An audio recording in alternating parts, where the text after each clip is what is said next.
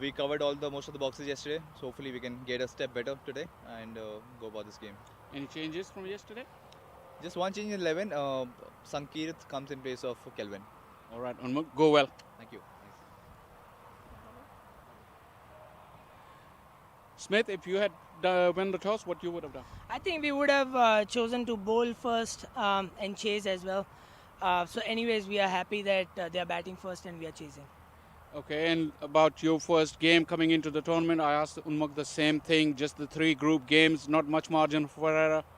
Yeah, I mean, in these short tournaments, it's always important to start early in the league phase to start winning the games. And yesterday was a good start for us. And what do you think is a good target on this pitch? I think we've seen a lot of low-scoring games happening in last 3 games that happen here, and I feel we'll be happy to chase anything around 120. All right, go well, buddy. Thank you so much. So the news from the center is that the Mustang Cricket Academy has won the toss and they have decided to bat first. Well, thank you so much, Faisal. There you have it. It's the Mustangs that have won the toss and they're going to have a bat first. Well, alongside Lenny Acheber. Welcome, Lenny. I know you've been at the other ground for quite a fair bit today, flying in from New York this morning. And we're in for yet another contest here at the Houston Open 2025. Thank you, Manali. And Manali, both teams have won their opening games, so it's going to be an interesting one. That's the rundown for you. Jamar Hamilton, of course, led by Unmuk Chan, the Mustangs. Won the toss, electing to bat. Unmuk Chan has played a lot on this pitch. Chaitanya Bishnoi, Kartik Gatapali, and it's a power pack side. Yeah, no kidding, as when you say it's a power pack side. It's the same with the Houston Stars as well, being led by Smith Patel, and can't talk enough about Sai Mukamala coming in from runs. Seems everywhere that he plays, he's able to get some runs. Got Kinjiga as well with the US side. Featured in the World Cup last year. Gajanan Singh's seen a lot of action from him recently as well. A lot of talent in both of these sides, a lot of experience in both of these sides. And I'll be very keen to see how they handle batting first on this pitch. It's quite a surprising decision considering we've now seen Stephen Weig to get things started for us as he runs into the end where the wind's blowing pretty hard. Surprised he's bowling in from that end. Yes, Manali is recently been called up for national selection. Stephen Weig comes from the New Jersey area. And you talk about the win factor. Surprisingly, myself, he's been given the ball from this side. Well placed this. First runs off the bat, using his feet towards the bowler as well. Sujit Narayana off the mark with a single. Shot of confidence early up as well. Yeah, typically, Manali, you want to see your left-hand seamer come and bowl with a little bit of the wind against him. Get a little bit of the drift. 2 quality opens out in the middle. Sujit got among the runs. No Unmuk Chan yet. Recently, Unmuk Chan, particularly in this series, in the matches, in the match they've played, he's off to bat maybe 1 drop, maybe 4.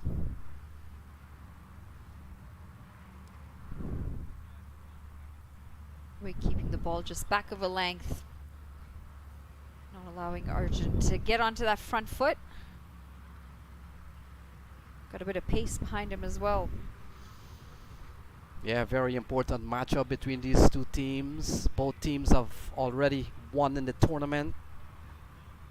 The groups are in 4-8 teams, so a couple of wins will kind of put you on course for a playoff berth.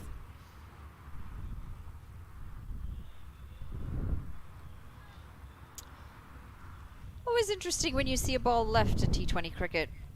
Very watchful from Arjun first up, and maybe not the worst of decisions. It's a tough pitch to bat on, tough conditions at this ground. And we've seen the batting struggle quite a bit. In fact, it's quite incredible that the game before this, we saw a chase that originally we would have suspected it to be very difficult, chasing down 137 runs on this wicket. Might not sound like a lot of runs, but it is very tricky conditions.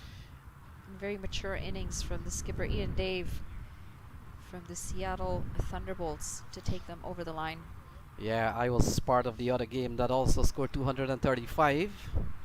I thought the pitch on pitch 6, this is pitch 5. Pitch 5 has always been one that favors the bowlers over the time that I've been here.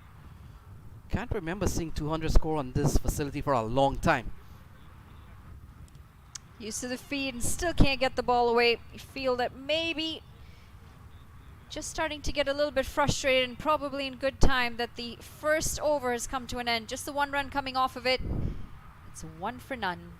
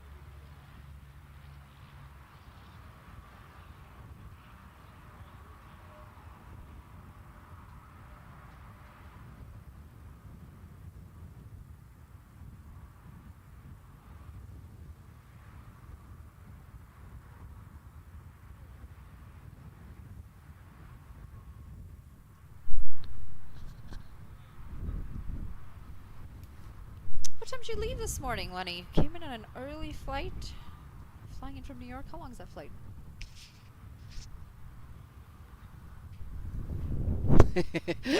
I departed at 6:30. I left on time, maybe 7 minutes earlier, and got in here pretty quickly at 45. How long the Yes. flight? 3 hours, 3 hours 13 minutes, I think. Very similar to flying in from Toronto. Very nice.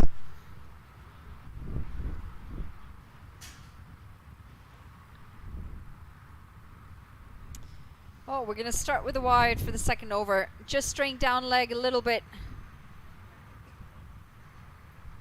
So we're seeing our second left arm seamer given the new ball, and now that probably explains why. That probably explains why that one of them had to take the top end of the ground. Rufisa Ahmed has been given the ball here. Starts with a wide.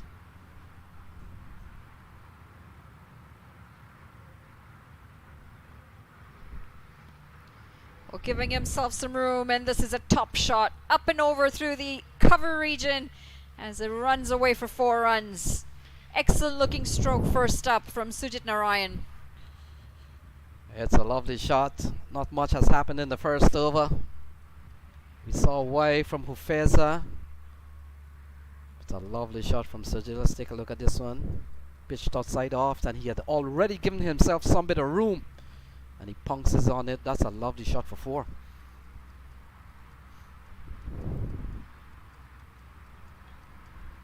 It's a very important round, Manali. Tomorrow, of course, could be some matches that may have no interest or nothing to play for. Well, there's of course the 5th, 6th and 7th place playoff, I think, on Saturday, but on Friday.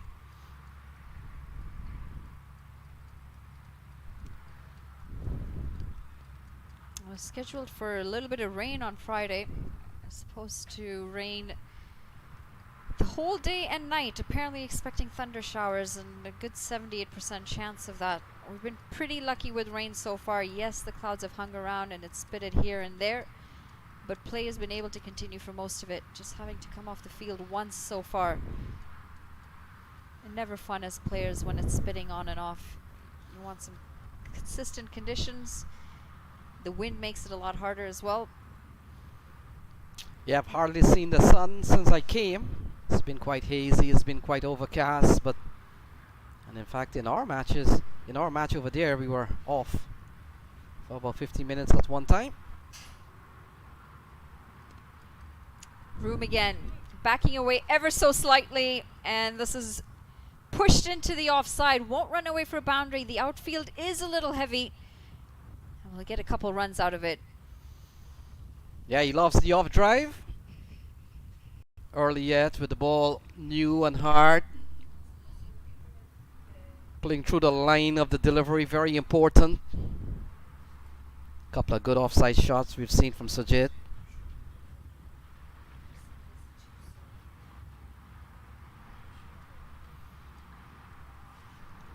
So not a rapid start, but we've seen a couple of good shots from Sujit so far. Already seen a 4 in the over and a lovely drive into the offside. So batting at 8 for no loss. A big question asked, a bit optimistic, but a very good delivery in the end. Driving that foot forward, getting the batter to come in nice and forward, and then just taking that ball ever so slightly away. Yeah, it's the perfect ball for left-handers. That's what they seek to do. They're gonna push it just outside off, moving further away, allow the batsman fool him into driving. In T20 cricket, we don't see too many slips and gully at all, Manali. So you've got to work with you and the keeper alone. Always a special art. I saw a couple of slips this morning, believe it or not. Conditions favorable for it.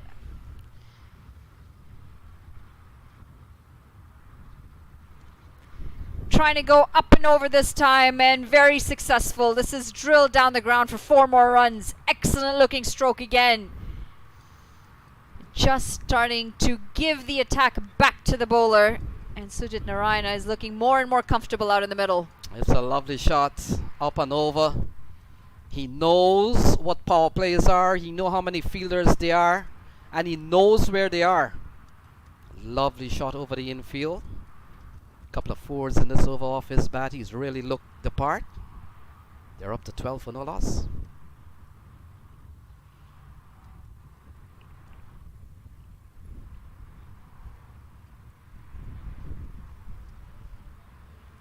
Got a very long run up, Hazifa Ahmed. An excellent delivery, this time cutting the batter in half, jagging into the batter. It's going to wrap up the second over. It's 12 for none.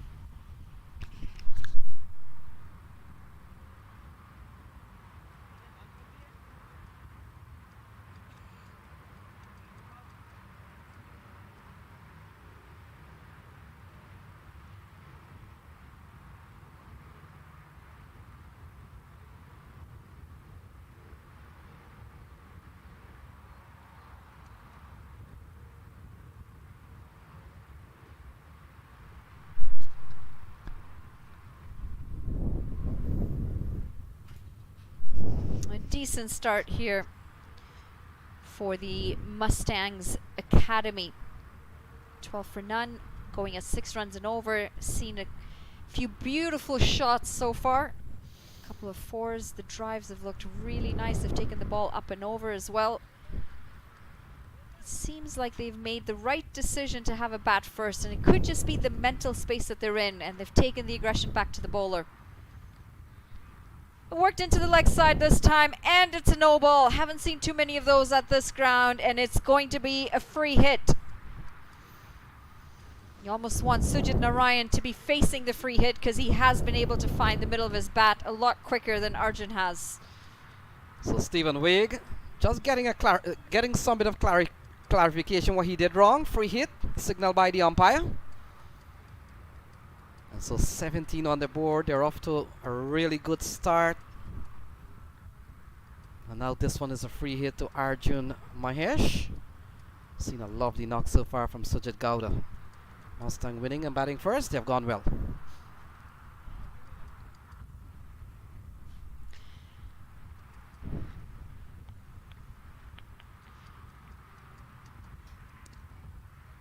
Thrown his hands really hard at that one, and it's been smashed away for 4 runs. It was a free hit. Stephen Wigg trying to keep it as full and wide as he possibly could. Unfortunately, just a little too full and in the swinging arc for Arjun. That's going to help his confidence as he breaks the shackles with the boundary. It's another lovely shot, very productive. Officially, it's only a ball in the over. They've gone 7 off that ball. Look at this one smashed into the offside, and why not? has all right to do that. And that's the penalty you pay for overstepping the line. So Stephen Wigg, 1 ball into the over, he's conceded 7 off that ball. Bringing that ball in very well. Good line and length this time from Stephen Wigg, trying to cramp the batter for room. Yeah, they're off to a good start. Mustang Cricket Academy. And Manali, that brand, Mustang brand, has really been one of the strong teams around this area in particular. Saw them in a couple of years of minor league in 2023. Were able to win the championship. Didn't partake last year. But you know they're a top brand. Backing away this time, Arjun trying to give himself some room. He knows Stephen Wigg's trying to cramp him for some room. And it works well. Picks up 2 runs. Yeah, another lovely shot from Arjun Mahesh. We've seen these batters that are just about 5 feet or just under 5 feet. They love those little tucks and cut and nudging the ball around from time to time. He's batted well so far.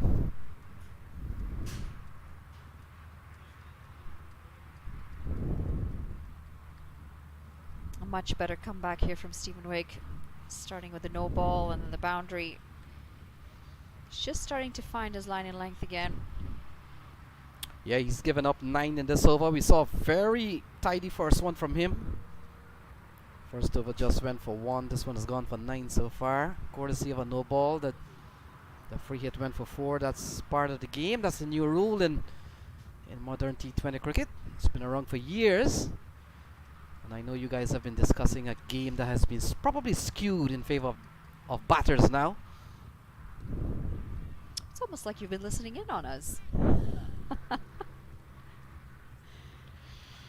Yeah, good comeback delivery here from Stephen Wigg. And in fact, the over comes to a close, but they're off to a good start. Mustang Cricket Academy, 21 without loss.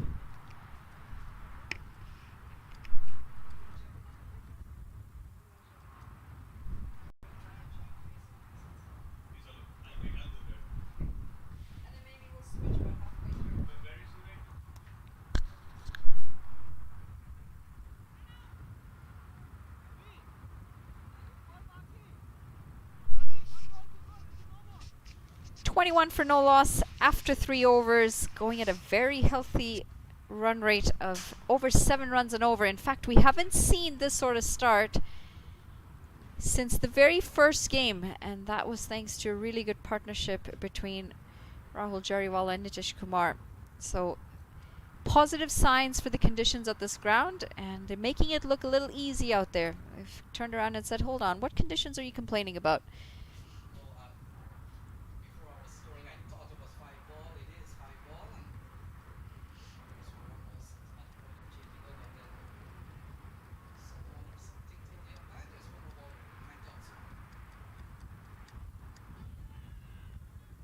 Oh, that's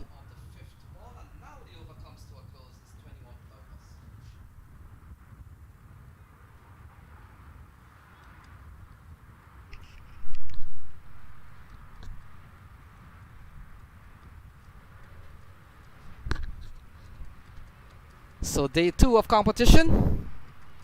Seen a lot of games already. We talked about a double 100 score by Clarion Eagles. What difference a day makes, Manali. Yesterday they were bundled out for 59. Saw the first hat-trick of the tournament from Sunny Patel. And to the 234, Krishnamurti getting 85 not out. And we saw also a big knock from Mukhtar Ahmed, who got 43. Raj Nanan comes into the attack. There's a lot of talent in this tournament for sure. A lot of experienced players. I mean, the 2 names that you've just taken in, Ahmed and Krishnamurthy, both very capable. Saw them at USPL. They put on quite the show with the bat in multiple occasions. And great signs for USA Cricket when you've got the talent pool that you have to pick from. Pulled away a little too short. Just not the best of timing. as they settle for the 1 run. Yeah, Raj Nanan, like anything else, as we've seen recently in T20 cricket, Monali, the popularity of left arm spin, and there are many in this tournament to talk about. Raj Nanan was included part of the Major League setup last year. Didn't think he played any of the games, but that just goes to tell you about his quality.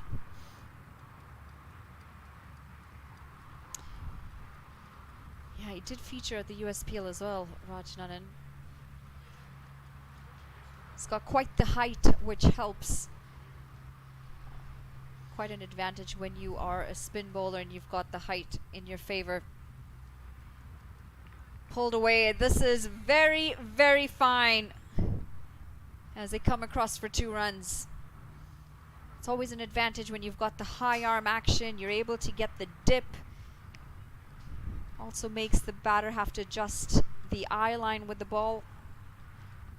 You get that extra bounce as well because you're able to hit the deck a little bit harder with that extra height. Yeah, Raj Nanan has been around local cricket for some time, and you talked about the USPL, the first edition of the USPL. He was player of the series. That tournament was held in New York for the very first USPL championship, and then second and third year they've gone to Fort Lauderdale, but first year Raj Nanan dominated with not only bat, but he got some good runs in that tournament, player of the series on that occasion.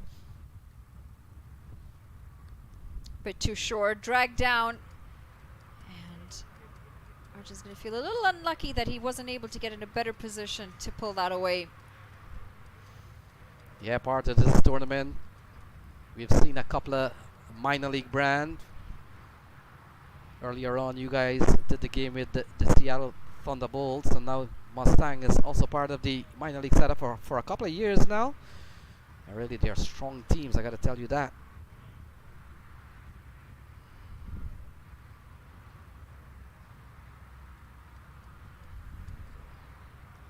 Soft hands as they rotate around for another single.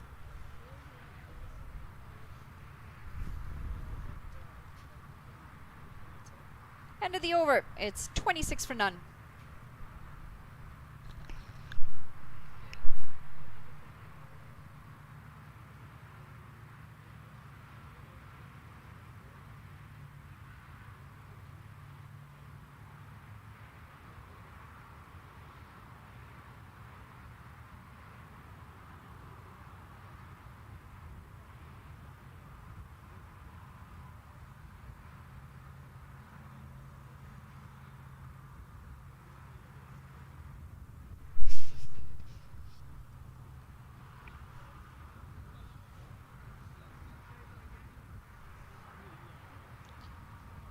Turning out to be a beautiful day for cricket. Clouds now starting to open up. Around the same time yesterday they started to open up as well, allow for some sunshine to come and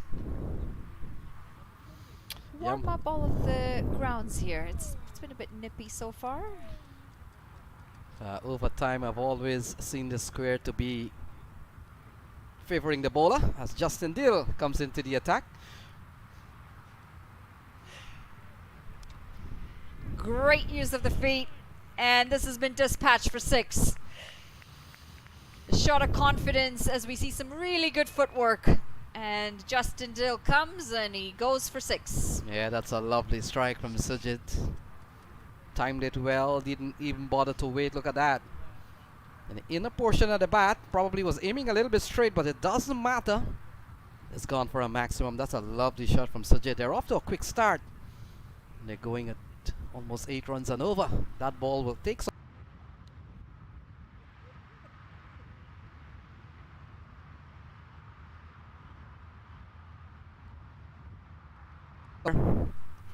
Just about a year ago with the Bangladesh series.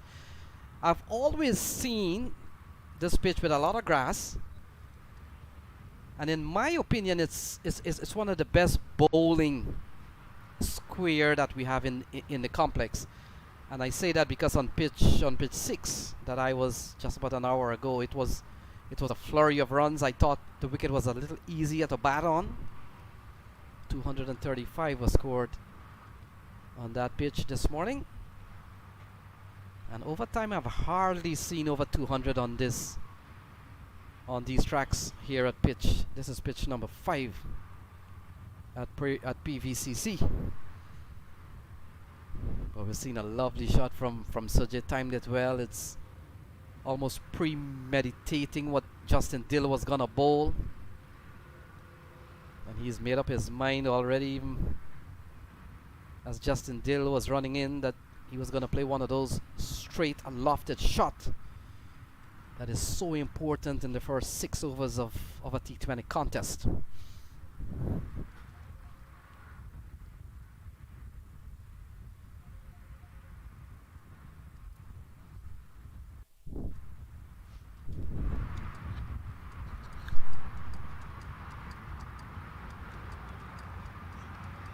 This time it's a swing and a miss.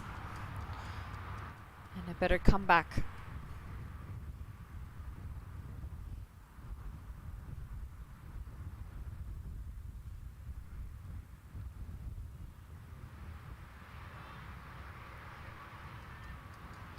Never a good feeling to start your over and get smashed for 6 off the first ball. You're playing catch up for the rest of it from there on.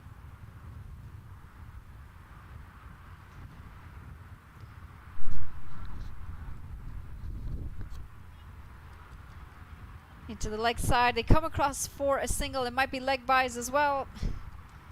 Leg byes it is.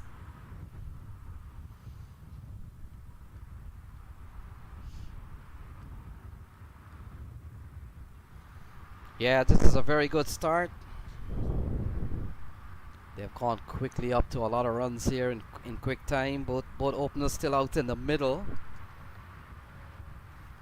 And you get the feeling Justin Dill is the bowler, and so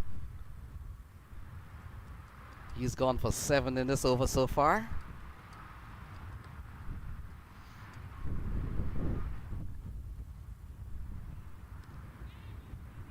Oh dear. And that is very disappointing fielding. Allows for a single, but you expect those to be covered. Yeah, and for those viewing, it's 34 without loss.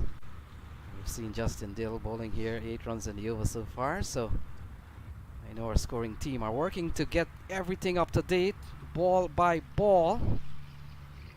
So we apologize for that. It's 24 without loss. This is over number 5 being bowled here by Justin Dill. We'll come into bowl to Sujit.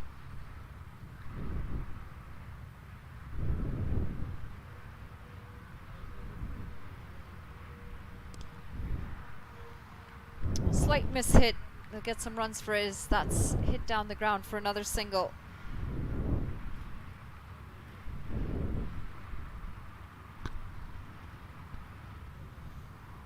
Yeah, so we're back up and running. 35 for no loss. Justin Dill has conceded 9. Good comeback from Justin Dill. Considering the first ball, he's gone for a massive 6, but he's come back well. Cut away, and very well fielded as well. Certainly saved a couple of runs for his side, as that's going to wrap up the 6th over. It's 36 for none. 5th over, correction. Yeah, a lovely bit of fielding. And that's why you planted there, Manali, in the 30-yard circle. You're not necessarily there to save the 1s and the 2s. They don't come too often. You're there to save those boundaries. And when they come close to you or near to you, you've got to make that effort. Seen a good start. 5 gone. It's 36 for none.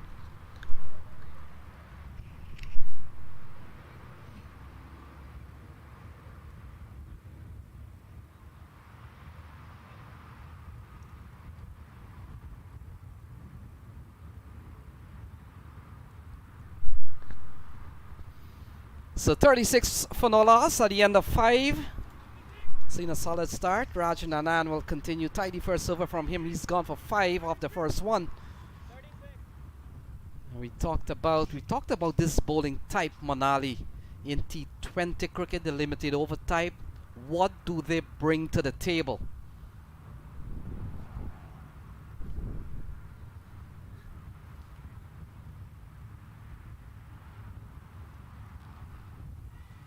Ball cut away into the offside. Can't score. Rajnanan back in for his second over. A pretty decent start here from the Mustangs Academy. A lot of experience. You've mentioned it a few times. You mentioned a couple of names as well, Lenny. Brings out the reverse. And it's going to run away for 4 runs. This is an excellent shot from Arjun, who is also now starting to find his groove out in the middle. Yeah, it's a lovely shot. I get the feeling that in the previous over I tried it out. Look at this one. Perfectly reversed, and the result is even more impressive. It goes away for 4 all along the ground. And that's a lovely strike. They're gone quickly up to 40 for no loss. 7.5 runs and over. Mustang winning the toss, led by Unmuk Chan. One of the more experienced player in this country these days.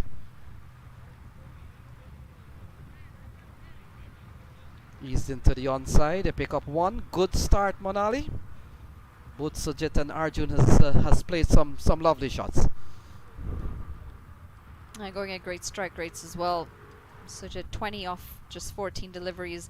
Arjun, he's had a slower start, but he's catching up as he gets close to that 100 strike rate. Early days, no need for any pressure, but the side's really shown how to bat on this surface. We've not seen this sort of approach from a lot of them. Yeah, eased into the onside, and Monali, they're going not at a frightening pace. It's just 7.4 and over for the time being, but as a fielding team, when you haven't created that chance to get a wicket, it feels that they're going at 10 and 11 because you haven't had any bit of success yet. Well bowled here from Raj Nanan in the block hole. Can't score, but it's been a good start. But Houston Star will be hoping that they can strike and maybe get one of these batters back in the shade. Silver's gone for 6 so far. We saw a switch hit that went for 4 off the bat of Arjun Mahesh. Cut away into the offside. That will complete 6. So the power play session done and dusted. 6 gone. It's 42 without loss.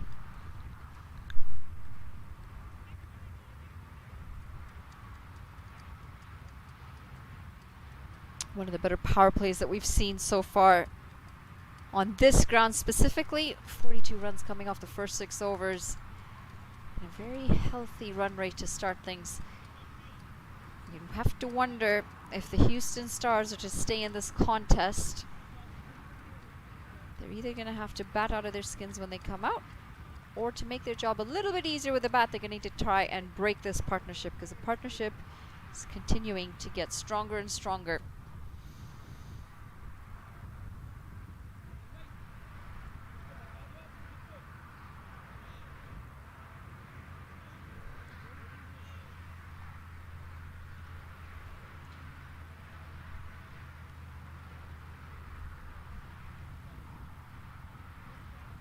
So another bowling change.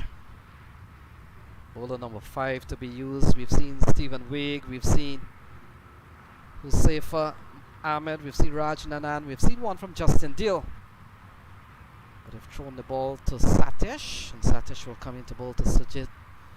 After a good start, the Mustangs, they're batting 42 for no loss.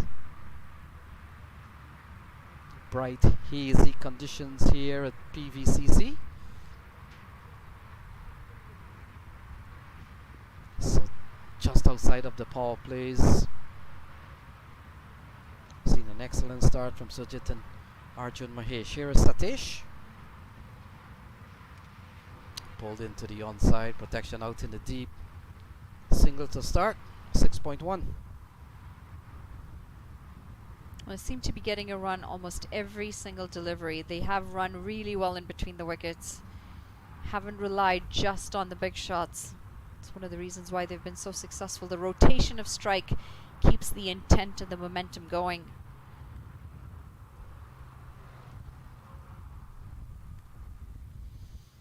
Yeah, I've seen a couple of good balls in this over from Sreyan Satish.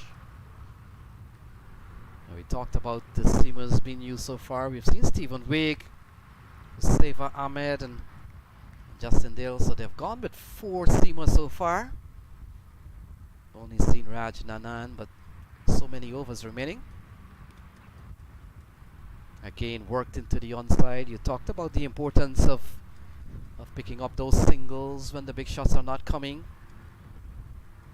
We've seen a good start from Strayan Satish. Both of these teams have already won their opening game. Always important in a 14 group. You win a couple of games, you're on course to go somewhere in the competition. Oh, it's in the air, mid off, have a play on it. Oh my goodness, he waits for the drop. The ball hanging in the air for a long time from Sujit. In the end, he picks up a single. Well, hands on head from the wicketkeeper, and for good reason. They really expected that to be the breakthrough, the first wicket to break the partnership, and it just wasn't meant to be. Was up in the air for a long time, and fortunately just a little too far from the fielder. Yeah, Justin Dill probably lost sight of the ball. Well, his ball is hanging in the air for a long time, but couldn't hold on. I was just talking about that breakthrough that hasn't really come here for the Houston Stars. It's really one of the best opportunity we've seen so far from Satish, inducing a bit of false shot from Arjun Mahesh.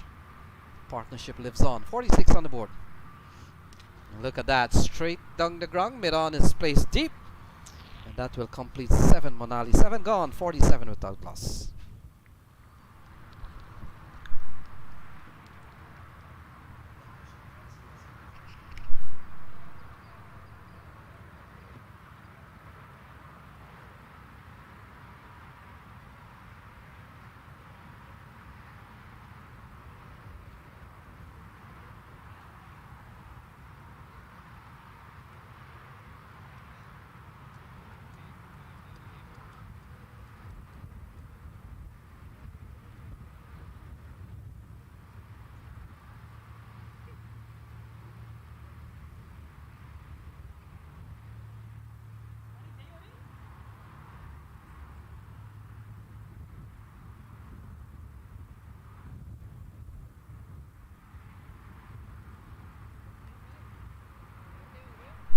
So Gajanan Singh comes into the attack.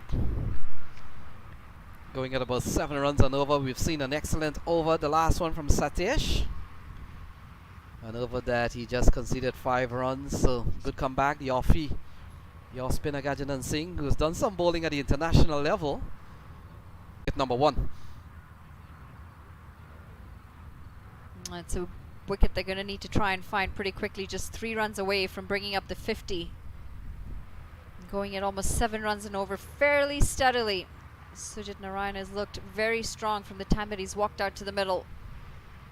Arjun not too far behind. Pulled away from a short delivery from Gajanan Singh.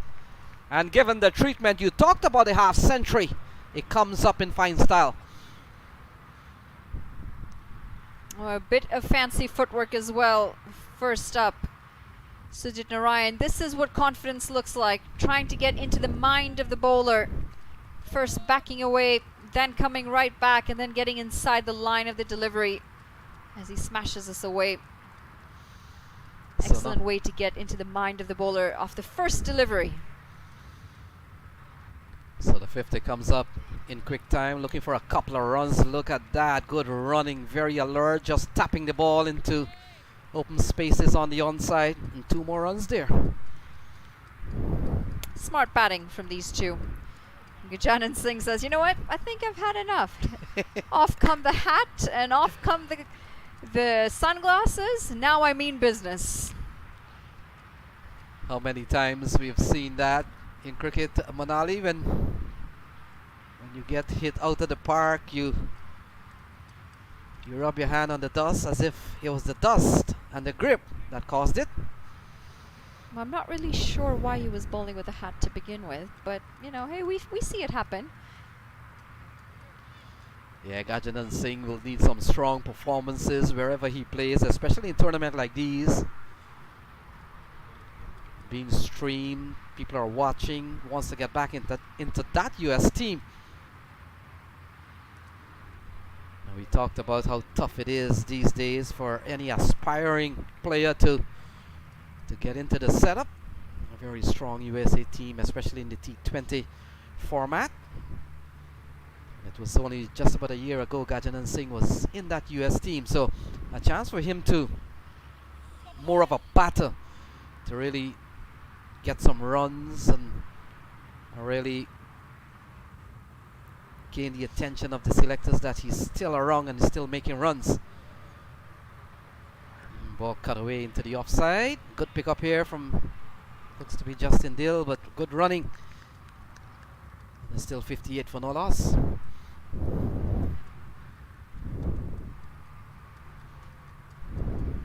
$11 runs off the over so far.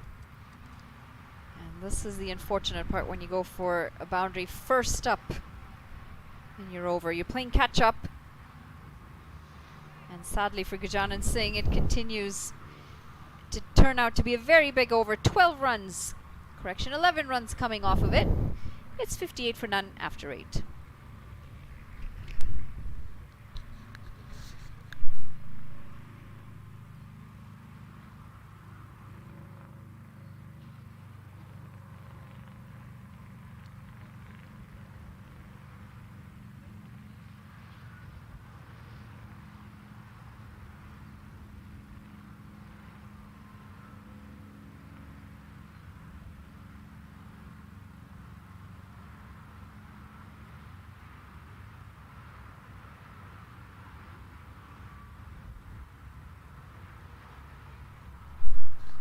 So Sri and Satish will continue.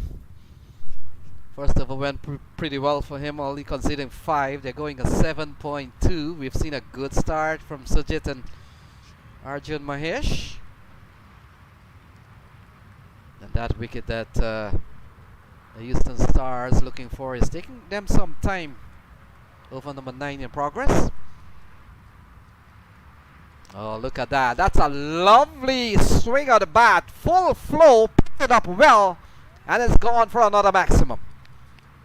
Sujit Narayan, the man who's come in with a mission, and he's making easy work of it. That is smashed for yet another 6. That's his 3rd 6 so far. This was really far outside off, and the hands do the work. It's dispatched a long, long way. In fact, to the ground right behind us here. We've now seen 2 maximums coming off the first delivery of 2 overs in a row. Yeah, you're right on that. We saw Justin Dill conceding a maximum. Oh, look at that. Can't bowl there. Oh, over the fielder's head. And it's gone for another maximum. So 2 6s in 2 balls. And Sujit is on fire. It was a very poor comeback from the bowler. A dilly-dally, low full toss, took the pace off of it as well, hoping for the ball to dip a little bit more than it did. Unfortunately, it just sat up really nicely for Sujit Narayan to help himself to yet another half a dozen. He's now just 4 runs away from bringing up his half century. What an excellent innings it's been so far from him. Yeah, we've seen a couple of big half centuries already. I was looking through the card, and there was also a Sujit that also got a, I think Sujit Nayak, he got a 67 on opening day. We saw Krishnamurti getting 85. Oh, look at that. The 50 comes up in fine style. That's gone a long ways. That's gone for 6. 50 off the bat of Sujit Narayan. And there's 3 6s in this over, Manali. What a display we've seen from this man. Absolutely incredible scenes out in the middle. Sujit Narayan puts his bat up, and well-deserved cheer from his team. He has maximize the effort opening with the bat, and he continues to smash them out of the park. It's raining 6s here. Again, wrong line, wrong length, and the bowler, well, he's going to get punished for that. You cannot be bowling those. You cannot be offering them up on a platter, not when you've got the likes of Sujit Narayan, who's been seeing the ball so well from the time that he's walked out. 52 in just 25 deliveries. So 18 off 3 balls. Just making the point that Satish had bowled a tidy first over, only conceding 5. And the difference is 3 balls into this over, he's gone for 18. You never know when those sixes things can happen. We've seen 3 in this over so far. And I think I've just figured out why this has not been a high-scoring ground so far. I think it's you, Lenny. You were the missing key. I've been here plenty times. Oh, it goes down the ground again. Fielder comes around. That's Stephen Wigg. Stephen Wigg and the combination of Justin Dill does well. Couple of runs. Good looking shot again from Sujit Narayan. He continues to bat well. And we've seen 20 runs in this over, Manali. Very expensive over. Bowler under a lot of pressure. He's going to have to try and pull this somewhat back into his favor. Perhaps maybe get rewarded with a wicket. Yeah, we've seen a series of half centuries and some big ones. We saw 85 from Sanjay Krishnamurti, 85 not out, and should have picked up 100, and I'll tell you why. And this one is plundered into the onside again, and Justin, the Stephen Wigg running around. He was well into the 80s, around 85, and the last 14 balls of the innings he only faced 3 or 4 balls. And the way he was batting, probably he would have ended with 115, 110 not out. But that sometimes. Final ball. Satish can't wait until this over is done. And look at that. Now Arjun Mahesh gets into the act. Stephen Wigg comes in, have some bit of play, and in the end, a 6 off the bat of Arjun Mahesh. Oh, this has been an over to forget for the bowler. Sujit Narayan getting in on the action, and then Arjun Mahesh finishing with another maximum. That's 6 more added to the total, and a whopping 27 runs coming off of this over. They can do no wrong, this pair, and they're gonna need a breakthrough, because at the moment this game is going away pretty quickly from the Houston Stars. It's 85 for none at the end of 9 overs. Yeah, they're off to a rapid start all of a sudden. As you mentioned, 27 runs in this over has made them gone over 9.5. As Gajanan Singh has gone up to the bowling mark, so he will continue. And Manali, let's on the top of our head, let's see how many half centuries had. We've seen one from Sujit Nayak on opening day, 67. We saw one from did Ian Dave made a 50? Oh, now talking about partnerships, 82-run partnership here off just 54 deliveries. Sujit Narayan, the aggressor, with 55 of 27, and Arjun Nair playing the perfect role in supporting that. 27 of 27 from Arjun Nair. And that's exactly what you want to see in your partnerships. That's what you want to see from your opening pair. Come out in style and confidence, put the pressure right back on the bowlers, and get your team off to flyer. So Gajanan Singh will continue. First over went for 11. Will come into bowl to Sujit Narayan, who's really batted well. Another half century in this tournament. Ball guided into the offside. Justin Dill is the fielder. We talked about both teams already with 2 points on the table. The team that wins here will certainly put themselves in good position to go on to playoff. Oh, that one is swung away, and it has gone all the way, and that's another huge 6 from Sujit Narayan. Well, they don't have an answer here, the bowlers. Unfortunate, because the Houston Stars, they seem to be losing this pretty quickly. You might think, yeah, well, if they can bat this well, then I'm sure the Houston Stars might be able to come out and bat just as well. But this thing called scoreboard pressure has a big effect. Yeah, and to realize that they hadn't done too badly yet at the end of the power play. It was 42 for no loss. But we've seen in the last 3 overs, this is over number 10, so the last 4 overs has really gone the way of Mustangs by some leap and bounds. Gajanan Singh, he's gone for 8 in this over so far.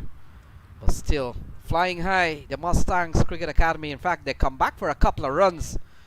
94 for no loss. Oh, excellent running from the pair. Pushing those singles to doubles, putting the pressure back onto the fielders. And you can see the hunger for runs in the two of them. They're not satisfied with just the single. They're not satisfied that they've already picked up 8 in the over. They want the 2 runs. They want to try and get every single run possible, as this has worked into the offside for yet another run. Yeah, 10 off the over so far. They're cashing in on getting to that century mark. Quite an accomplishment, on the verge of the 10th over. And if they go and get that 100 here, it will be an exactly 10 run and over. On driven nicely here by Narayan. That will complete the 10th over. So at the end of 10, halfway stage, it's 96 for no loss.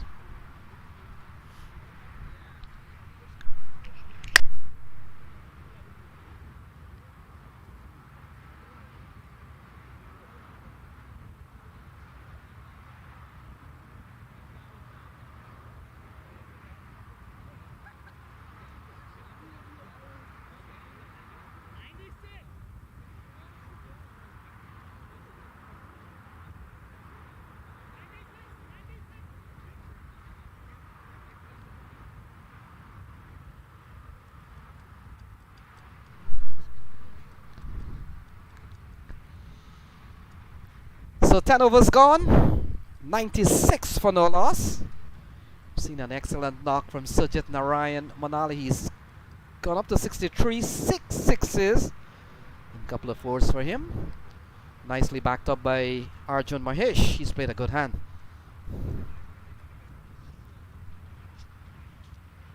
And finally, some positive batting at this ground.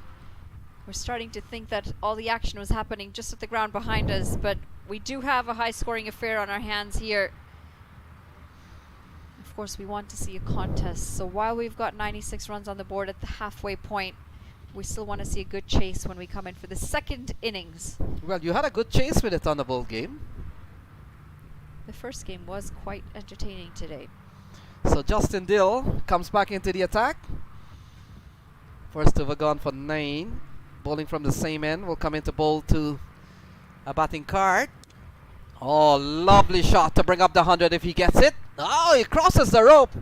And that's gone away for 4. So off the bat of Sujit Narayan, he picks up another boundary. And it's 100 up here for the Mustangs. Well, strokes don't come much cleaner than this. And Sujit Narayan's bat seems to be able to find the middle very often. This is top class as he leans into it, reaches the ball, middles it. And it rolls right across the carpet, beating the fielder for pace and running away for 4 runs. Excellent looking stroke. Justin Dill has conceded a boundary off his opening ball in the couple of overs he's bowling so far. And that's a lovely strike from Sujit Narayan. Loves the offside. He's been middling everything. 100 on the board. Over number 11. Oh, that's a ball. That's a well bowled delivery from Justin Dill. But getting a single is Sujit Narayan. What a ball from Justin Dill. Well, sometimes you got to bring out the toe crushers. And we haven't seen enough of them, unfortunately. So Arjun Mahesh, he's played a good hand. And the boys, the Mustang Cricket Academy. I talked about the brand, the Mustangs, and how successful they have been in the last 3 or 4 years. Manali, one of the top teams around here. I think they are from Dallas. 101 on the board is Arjun Mahesh, the man on strike. Oh, that's a lovely strike. Has he found the gap? Yes, he has. Gone away for 4. Split between mid-off and mid-on. Lovely strike from Arjun Mahesh. Getting in on the action, Arjun Mahesh. Suppose he was only going to wait around for a little longer as he watched all the action from the other end, but he said enough is enough, and this was in the slot. Taking a little bit of precaution as the bowler just backing away a little bit. That was struck firmly straight down the ground. So we've seen 10 on this over from Justin Dill. And you get the feeling Manali in the last 3 overs or so, the run rate has really gone up, almost touching 10. What a batting display we're seeing before our eyes, and for all our viewers, wherever you're tuned in from, this is top class stuff.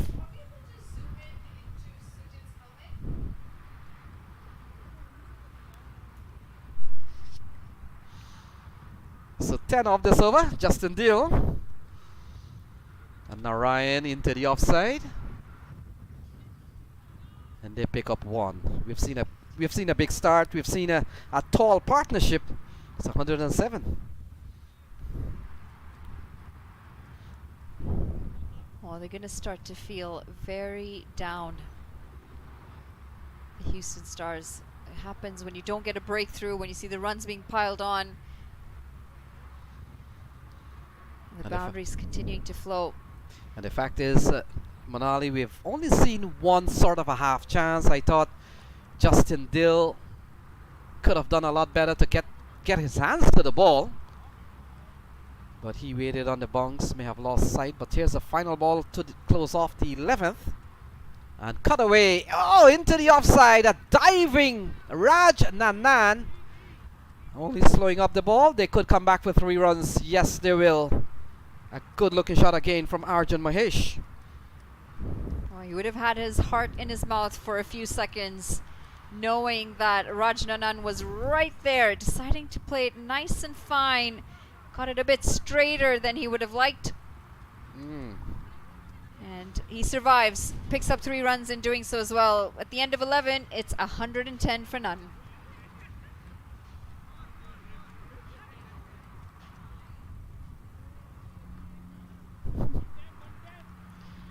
So they're going at exactly 10 runs and over. See the fine start here from Mustang Cricket Academy. Manali in T20 cricket. Do you like, as a team, do you like batting first most of the time, regardless of the conditions, or you're a chasing kind of person?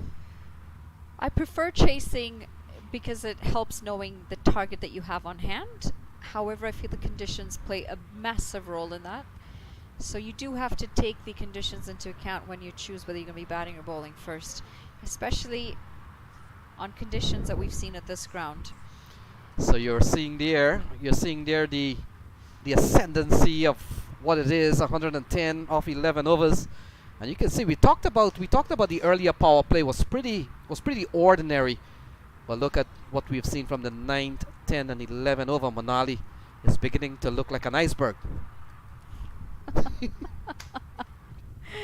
It's actually a pretty accurate way of putting it. So Ahmed has been given the ball. It looked like Hufesa Ahmed.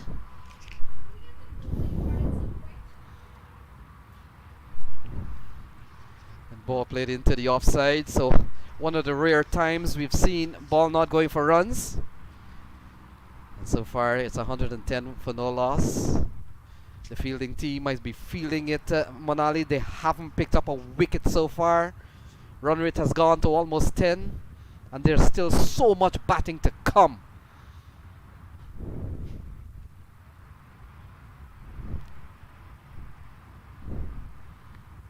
A low full toss and slapped away for another single. And Lenny, tell me something. You've been around cricket a very long time. Explain to me why Sujit Narayan wears his helmet the way he does. Maybe we can get a close-up of his helmet at some point.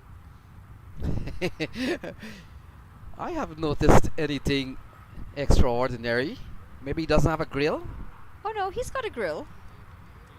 We'll try and get our camera crew to get a close-up of the grill. And So- just the placement of it on his helmet. So it's 111 for no loss. They call that Nelson. Oh, down the leg side and helped along its way. And it's another boundary for Sujit Narayan. This time, 4 runs. Yeah, Sujit says, what, Nelson? Let me help you to a few more runs as this is smashed away yet for another boundary. Oh, top shot this. And just see the awareness going well inside the line of the ball, and you've got to have a lot of confidence and control to be able to execute that shot because you've exposed all 3 of your stumps.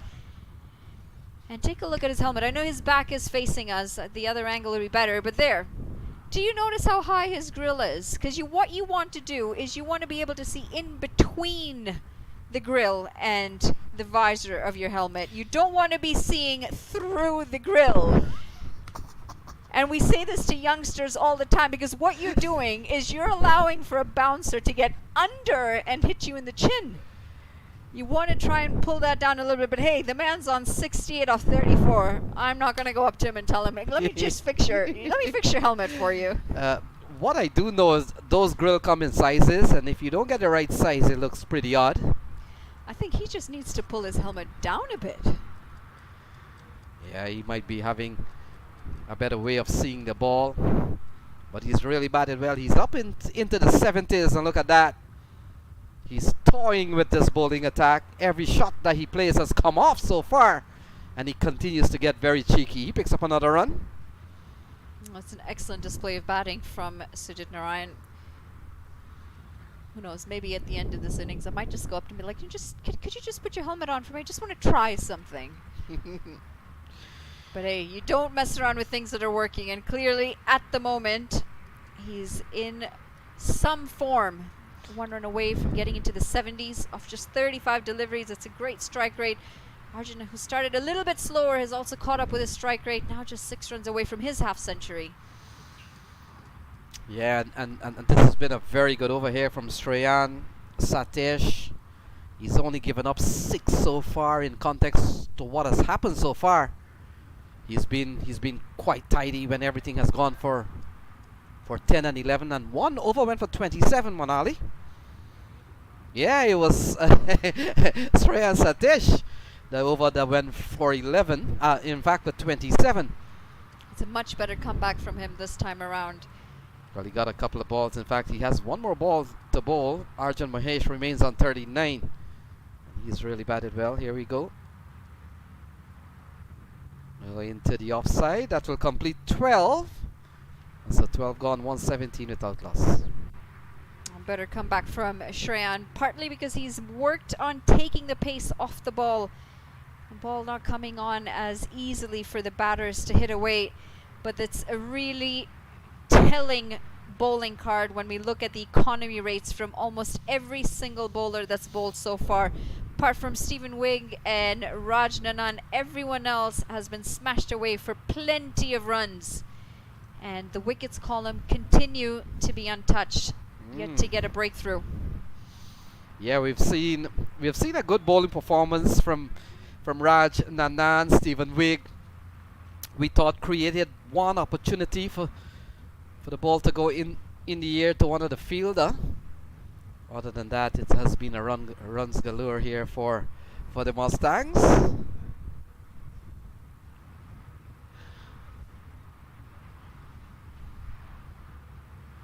So it looks like Justin Dill are having a bit of conference as to who will bowl here. I was just going to ask you that. Who would you bowl? If you were the captain at this point in the game, who would you throw the ball to? I was just going to say let's do Raj Nanan and let him come in for one, and he is coming in for an over. Bowling from the top end of the ground, and I always refer to this as the top end. I think this is where the breeze is coming from, Manali. So I don't know what you call this side, but I remember several years ago we were here and a youngster was commentating, and every time the ball was struck in that area there, he refers to it as snake pit, and he was very serious about it. So maybe in the olden days that used to be the snake pit. Are there snakes there? Well, not now, but probably when the facility just opened, it was all pretty bushy. Well, I suppose this is Texas, so you do have your fair share of Reptiles. reptiles. Exactly. So Arjun Mahesh picks up another run. He goes up to 48. He could cash in on a very important half century here. The partnership still remains unbroken, 118 without loss.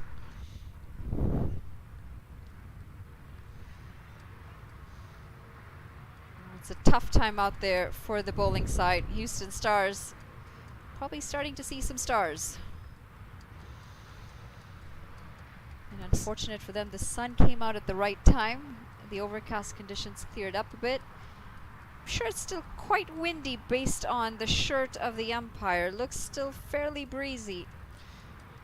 Yeah, most of the time, conditions here at PVCC has always been windy. It's a wide sent down here by Raj Nanan. Too much outside the off stump. It's not small, not a small wide by any margin. Just asking the umpire some question. Not really sure what the question might be, whether that's a wide or not. And if that's the question, then yes, that's a wide.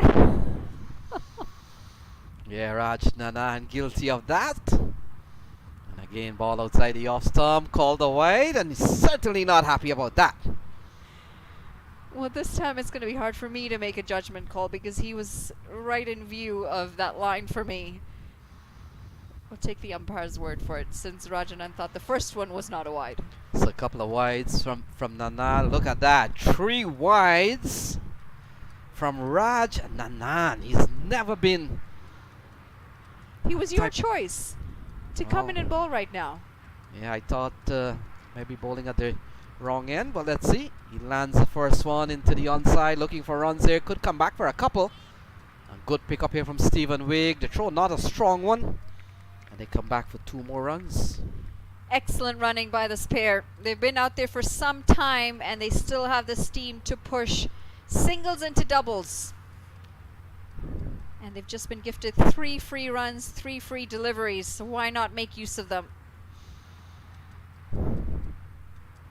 So 46 to Arjun Mahesh. She goes big into the onside. Fielder comes around. Can't get to the ball. Runs out of space.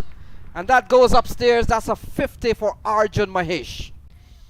And it's a top knock from Arjun Mahesh. Half century well deserved. He has anchored this innings while Sujit Narayan's played the role of the aggressor. And when he's had the opportunity, he's taken it, like this occasion right here.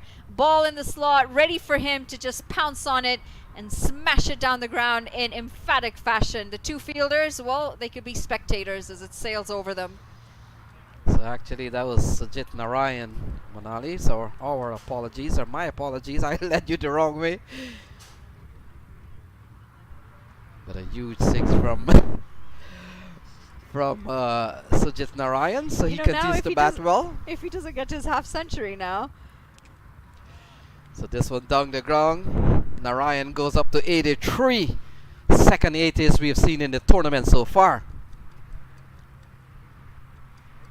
Yeah, we're giving him 250. We're giving him 250s.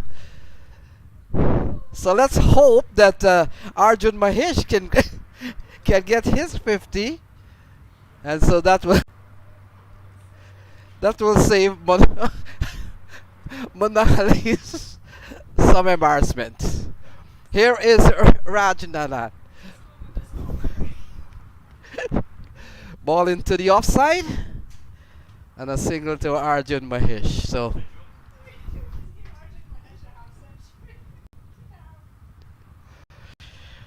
it's 131 without loss, 13 overs gone.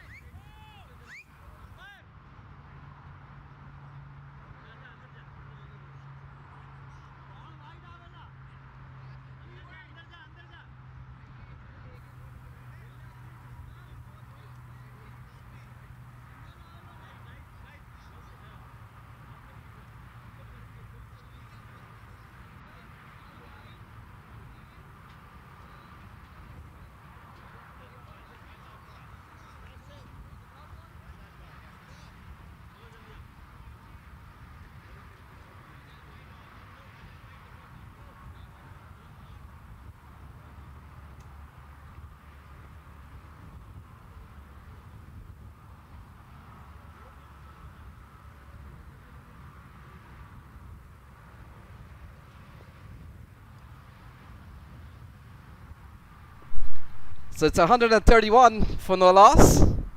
Cricket continues. We've got 42 balls remaining, Manali. And here's the start of the 14th over. Could be a leg by here as umpires walks to the square, and there goes the only signal in cricket with defeat.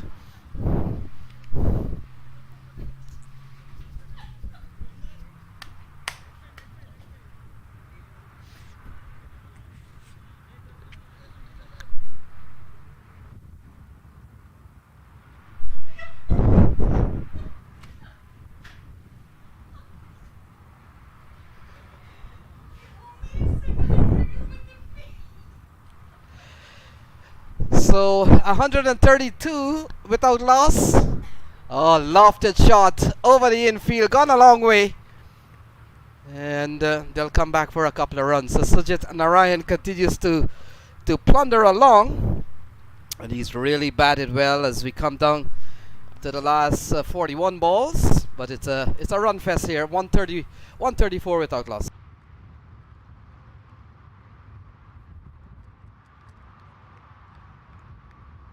That we have definitely announced very early.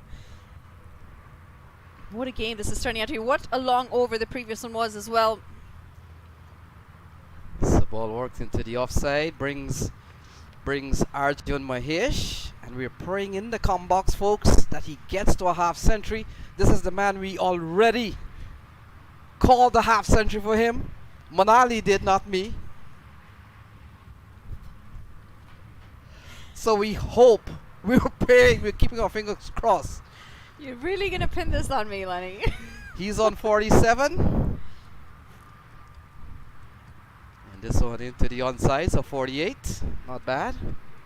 Score is a mammoth 136 for no loss.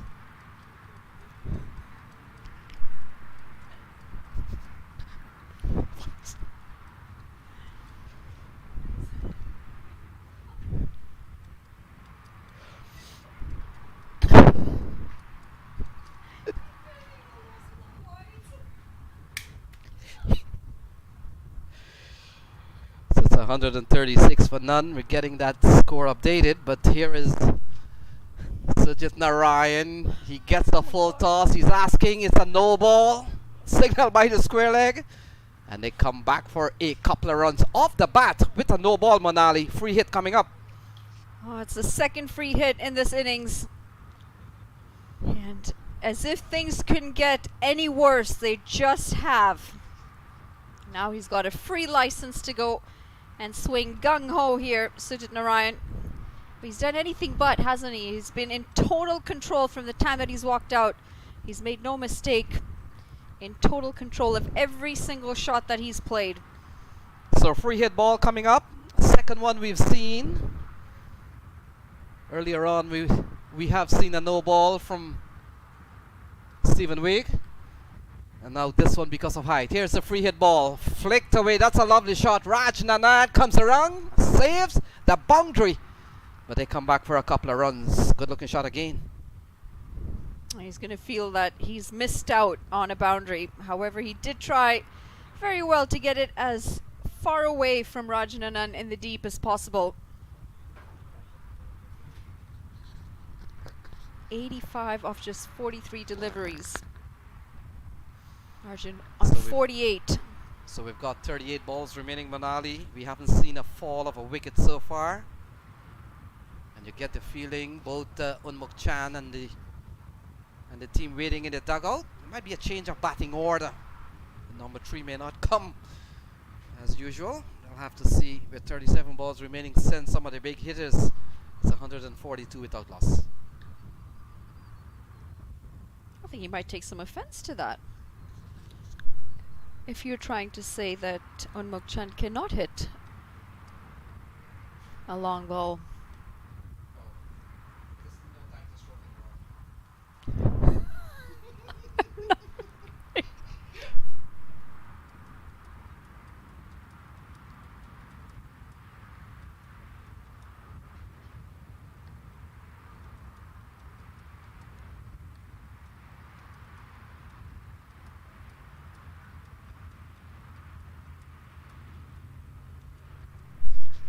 Well, this is painting a picture.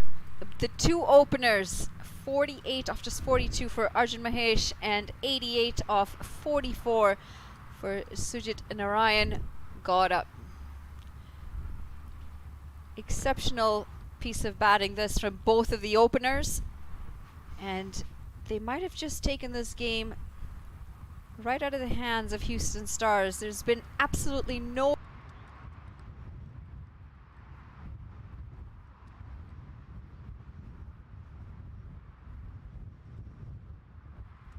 whether it's the big hits or whether it's rotating the strike.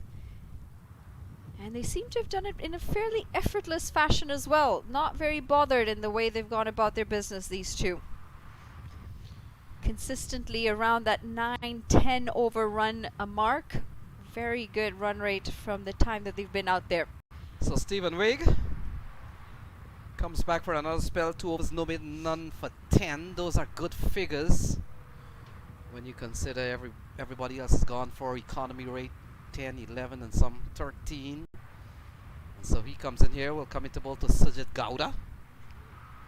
He's played at the international level. Manali's been part of the US setup at one time and he's a top quality player. Could he be cashing into the first century? We'll see in 2025 US Open, Houston Open. But he's got some runs to get. He needs what? He needs some runs here and then should be on his way. But he's really batted well along with Arjun Mahesh. Here is Stephen Wigg to Sujit Gowda. Ball worked into the offside. Hands the strike over to Arjun Mahesh. Is he on his way to a half century? We'll wait and see. He needs 2 more. It's a better start here from Stephen Wigg, trying to keep the ball nice and wide, as close to that wide line as possible. He knows anything closer is going to go out of the park in the swinging arc of Sujit Gowda. And he is a tall man. He's got long levers. He's able to reach those deliveries even if they're a little bit further wide. So Arjun Mahesh, the man on strike.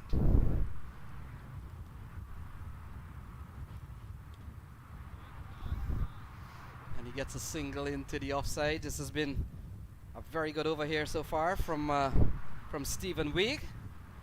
He's only conceded a couple of runs, so Arjun Mahesh, he's on 49. And Sujit Gowda, look on the card here, he's on 87 from 45 balls.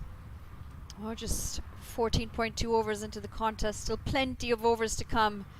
They've already got 144 runs on the board. What do you reckon we're going to end up with? Yeah, with 34 balls remaining, maybe they could get another 50 Manali. 190. Still so much batting to come, and look, Sujit Gowda is not done yet. Ball sliced into the offside. Rajnanan comes in, a couple of runs, and they go closer to 150, 146. Again, very impressive, the running between the wickets. Taking on the arm of Rajnanan, he can throw the ball very nice and flat. He's a really good fielder. Putting that pressure back on him though, and very quick as they turn for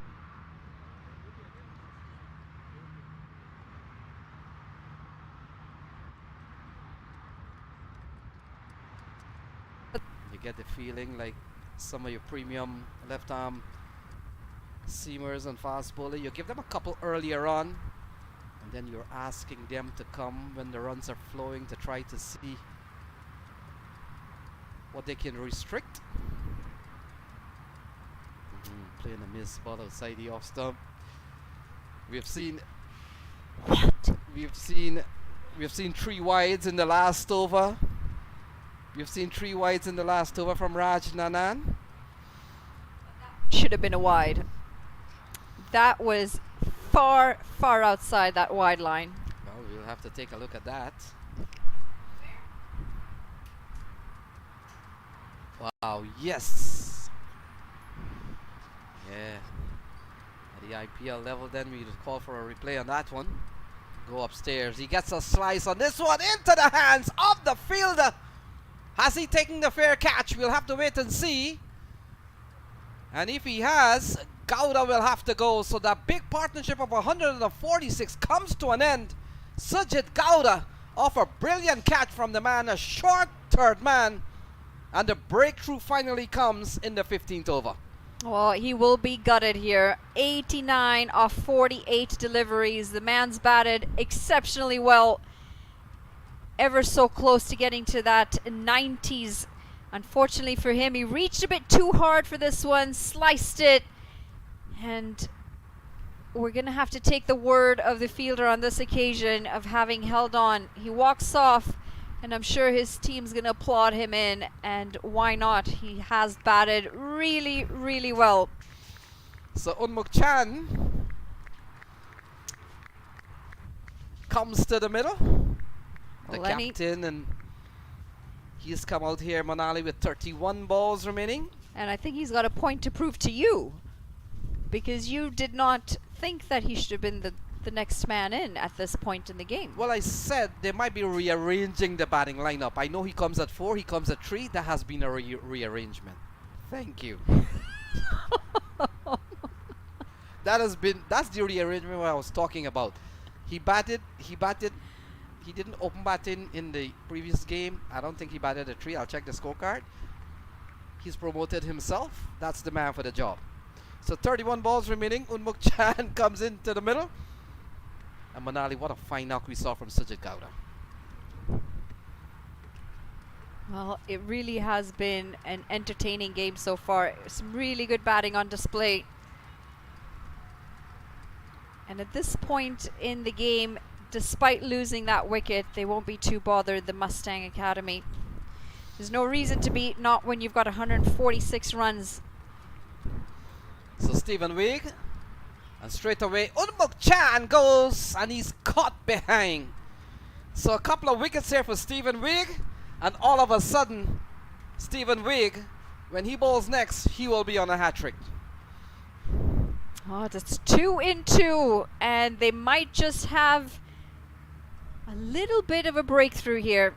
The Houston Stars angling that ball away from the right-hander. Unfortunate for Unmuk Chan, that foot goes nowhere close to the line of the ball. He's just thrown his hands at the ball. A finest of edges to the wicketkeeper, and he's gonna have to walk back for a duck. It's 146 for 2.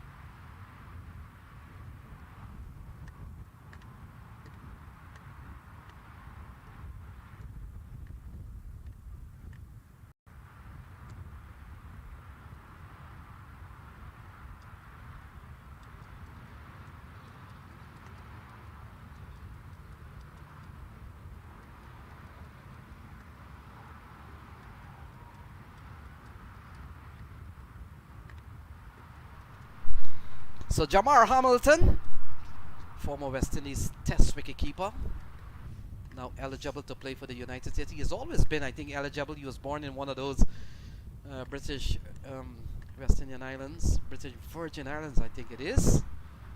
So he's now decided that he will play in the United States for the time being. He's given up on West Indies cricket for the time. And so he comes to the middle, but we're still waiting for that half century from Arjun Mahesh. He's on 49. You call it. Second time's a charm.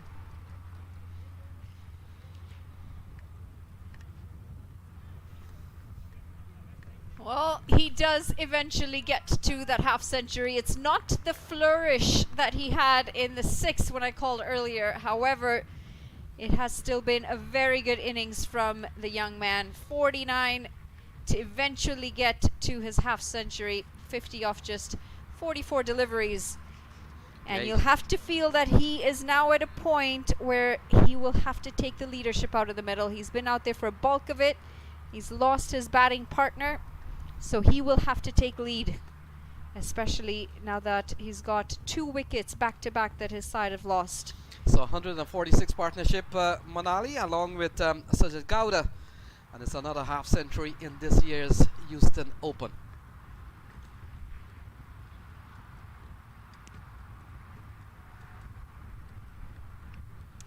Rajananan back into the attack. He's been expensive. Just the 27 runs with no wickets to his name today is into his final over. And I think Arjun Mahesh just realized that he's received his 50, or he's earned his 50, as Hamilton congratulates him out in the middle. Brings out the reverse, and it's placed to absolute perfection as this runs away for yet another boundary.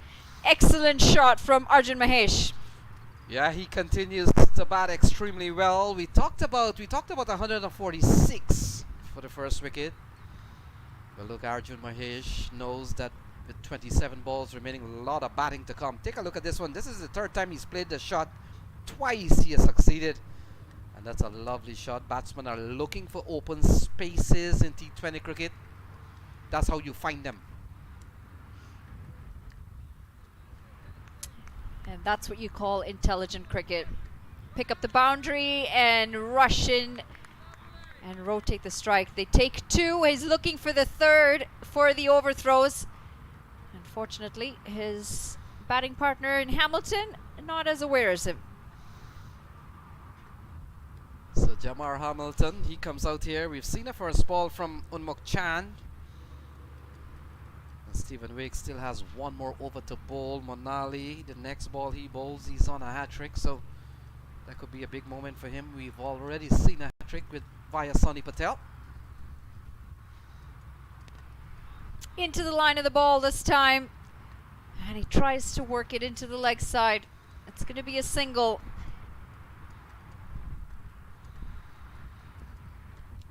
You can see the intent in every single delivery that he faces, especially knowing that he's coming towards the later part of the innings. 4.1 overs left. He wants to try and maximize the runs. Yeah, this has been a good over here from Raj Nanan. And they've pulled back their run rate. We saw not too long ago it was over 10, but they've brought it down to about slightly down to 9.7. 16 gone, it's 156 for 2. You say it's been a good over from Rajanan, but 10 runs coming off of that over as well. And that's what happens when you hit one boundary per over. You don't realize just how quickly those runs start to accumulate. As we take a look at the bowling scorecard, two wickets to Stephen Wigg, and don't let that fool you, because they certainly weren't until just a few overs ago. He's bowled well though, just the 14 runs coming off his 3 overs. When you compare that to the rest of the bowling attack, there hasn't been much support at the other end for him. So Justin Deal comes back into the attack, and Justin Deal has gone for several boundaries off his first ball, Manali, so keep a tab on that. First couple of overs from him, he's gone for 6, and then he's gone for 4 when he bowls his first ball. Let's see what happens. His economy rate has been 12.3.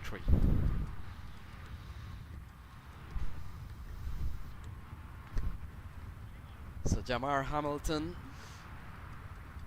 24 balls remaining. Arjun Mahesh stands at the other end. And here is Justin Deal. Oh, big swing is gone. Gone for another maximum and another first ball boundary of the bowling of Justin Deal. We just can't catch a break here, Justin Dill, and this is a massive stroke. He's a big man as well, Jamar Hamilton. And when you bowl in the slot, he's going to say, thank you very much, I will help myself to that. Smashed away all the way. Might have just walked out there, but he's certainly a man on a mission. So 23 balls remaining around the ball will give them something in vicinity of 180, 190. You want to think with so much batting to come, Manali, that they're going to capitalize on that and perhaps get very close to 200. Well, they've got plenty of deliveries to get there too. Still have a lot of overs in hand. And this is the sort of position you get yourself in when your openers do their job right. We've already seen a 200 in the series, 235 posted by Clarion Eagles. Better delivery this. Cramping him for room, and it's pushed down to the ground for a single. And dot balls are like gold at this point in the game. Yeah, we've seen good bowling from Raj Nanan. 3 overs, no min, none for 21. And folks, we're seeing bowling at 7 runs per over in this match. It's been a very useful bowling spell from him so far. Or are we watching Justin Dill? Pulled away, not in total control of this one. It's going to fall well short, but look at the running out of the middle. They've raced across for 2 runs, and they're pushing the first one as hard as they can to try and pick up that second, maybe even open up the opportunity of getting a third in. Yeah, Arjun Mahesh, you feel that you want him to face the majority of the balls remaining. He's been there from the start. He's already crossed the half century. He could be the man to play a lot more shots than the incoming new Jamar Hamilton. Too short, pulled away. And it's going to go 1 bounce to the fielder. He'll feel disappointed with this. The ball was there to take, and the ball was there to put away outside the boundary. Unfortunately, just not getting the elevation that he needed or the distance. So Jamar Hamilton comes back into strike with final ball remaining. Justin Dill has gone for 10, so the bowling has really given up 10-11. I talked about only Raj Nanan has bowled economy at about 7, but the other bowlers have gone for quite a few. And we come down to 19 balls remaining. Here's Justin Dill, final ball in this over. Oh, he's going to have to re-bowl that one. Took some pace off of it, was trying to aim for just inside that wide line. Just strayed a little too far outside of it. And now this is where the trouble could brew. The extra delivery from the wide. Well, we've seen 9 extras so far. Wides totaling 6. We've seen a couple of no balls. We've seen 1 by. In fact, 1 leg by. 167. 19 balls remaining.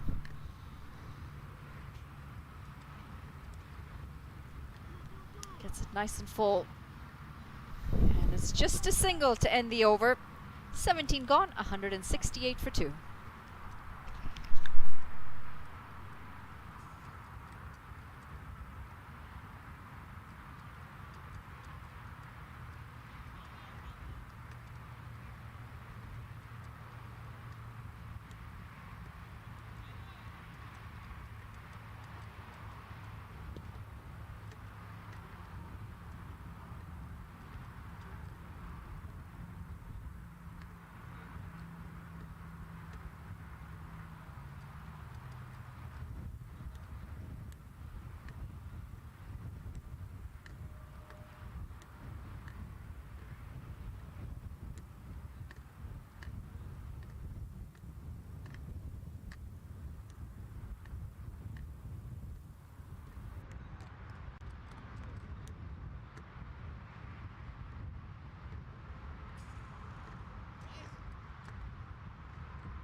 .17 overs into the contest with a whole 168 runs on the board and just the 2 wickets to show for it.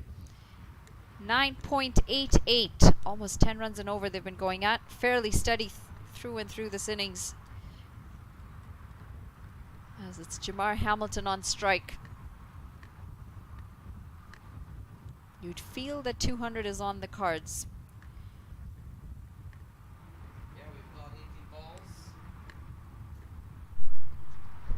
Whoever has been given the ball.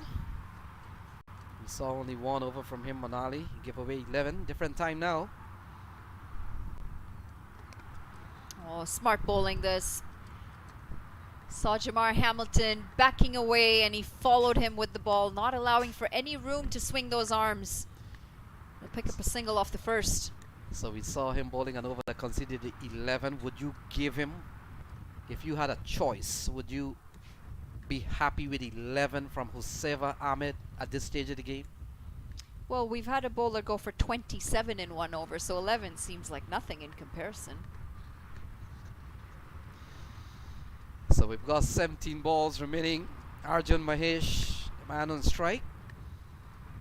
Not to forget, we're now talking about the death overs where you expect it to go for some runs. 11 seems manageable towards the end of a T20 innings. Taking a little pace off of that, and that's going to result in a wicket. It's Arjun Mahesh's wicket as well. That's a big one. We're talking about trying to limit the runs. He's gone one better, and he's picked up a wicket. Yeah, looking for runs. Best man on strike, Arjun Mahesh. He's really batted well, looking for more. Can't fault him at this stage. And in the end, Ahmed comes in and picks up very important wicket. Take a look. Lofted into the offside, deliberate shot, but doesn't find too much of the elevation. And in the end, he loses his wicket, but really batted well. 169 for 3.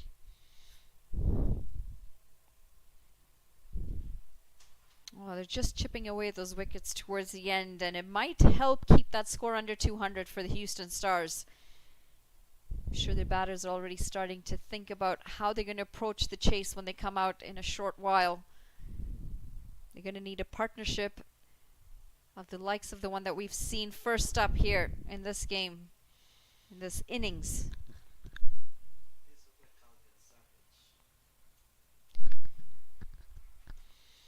New batter out in the middle. It's going to be Calvin Savage. And Manali, I was talking about great finishes. I was talking about somebody who could come and hit the ball several times out of the park. You've got your wish. Calvin Savage to the middle. Me? Pretty sure it was you who was asking for that. So 16 balls remaining. 169 for 3. And we've just lost one of our cameras. It explains to you just how windy it is.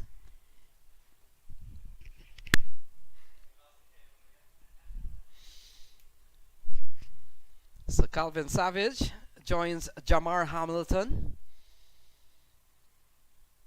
We've got 16 balls remaining, 169 for 3. We've seen a big knock, a big partnership earlier on as getting ready to begin here. 146 posted by Arjun Mahesh and Sajid Gowda. And they batted a long time before the first wicket fell. Savage on strike.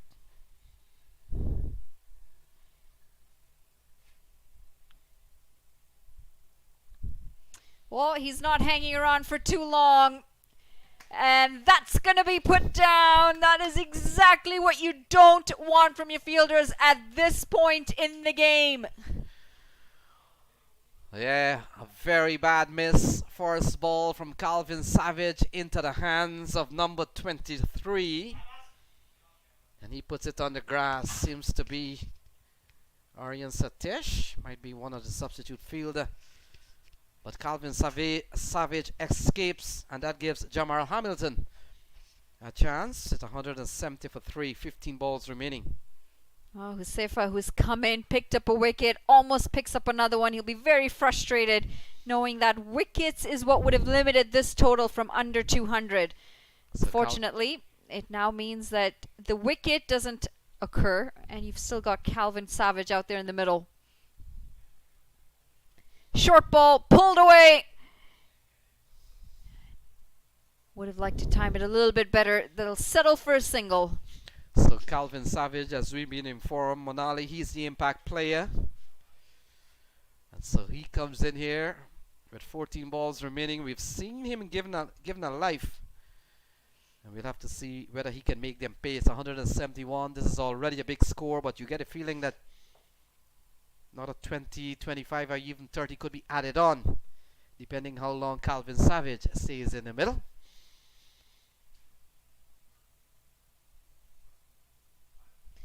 Well, bang he goes, and it's the same fielder again. This time the catch is held on, and the impact player is going to have to walk back. Calvin Savage not really able to make the impact that he was sent in there for.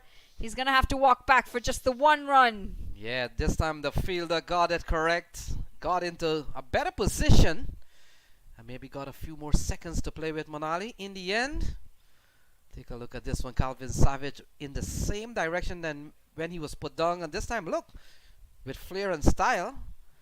And he is taking a good catch. So that's the end of Calvin Savage. 171 for 4.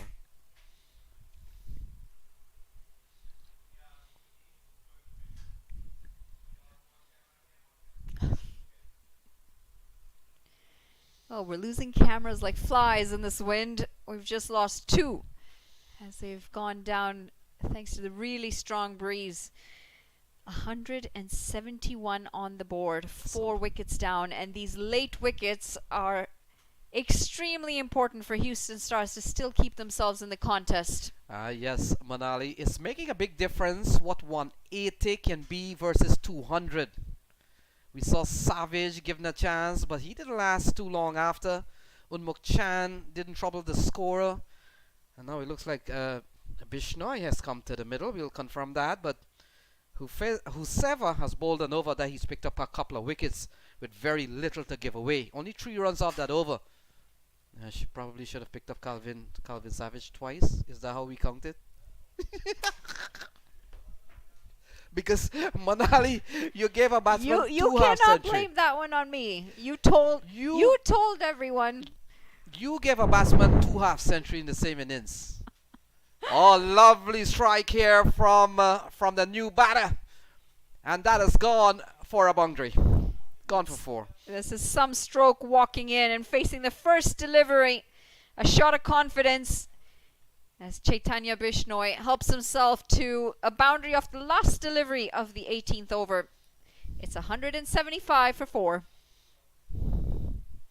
Yeah. Down on one knee and helped all the way.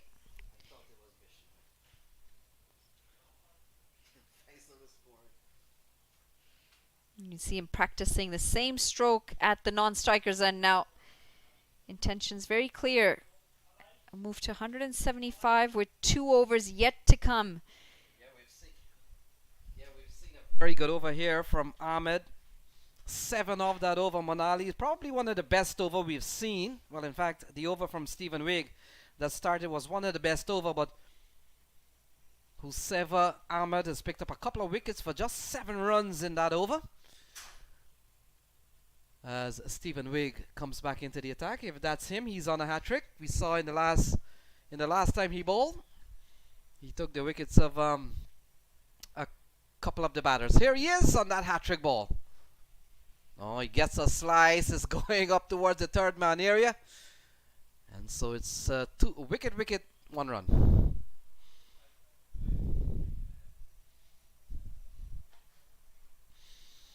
So 11 balls remaining. It's 176 for 4. Bishnoi, we saw in the last over. Manali, a classic flick that went for 4. First ball he faced. And we've got 11 balls remaining. Can Mustang Cricket Academy go up to 200? They need 24 from the remaining 11 balls. I think they can. Very doable, especially based on the way that they've gone about their innings from the time that they've started. This is a great delivery, taking the pace off of it, trying to get that Yorker in. All they manage is a single. Good control of the ball, Stephen Wigg. So 10 balls remaining. Still about 10 runs and over. Jamar Hamilton, we saw a couple of big strikes. In fact, 1 massive strike from him so far, but you get the feeling that he'll be going big now. Jamar Hamilton comes back into strike. I wonder if he's the brother of Hanchard Hamilton, who's been playing in the Atlanta region for a while. This one in the air. Fielder settles under it, takes the catch. And in fact, he hasn't. No ball is the call. No ball is the call. That would be the second no ball from Stephen Wigg. Unfortunately, when things aren't going your way, they're really not going your way. Created the opportunity. Fielder took a good catch as well, and just not meant to be. And this is going to now result in a free hit as well, rubbing salt to the wounds.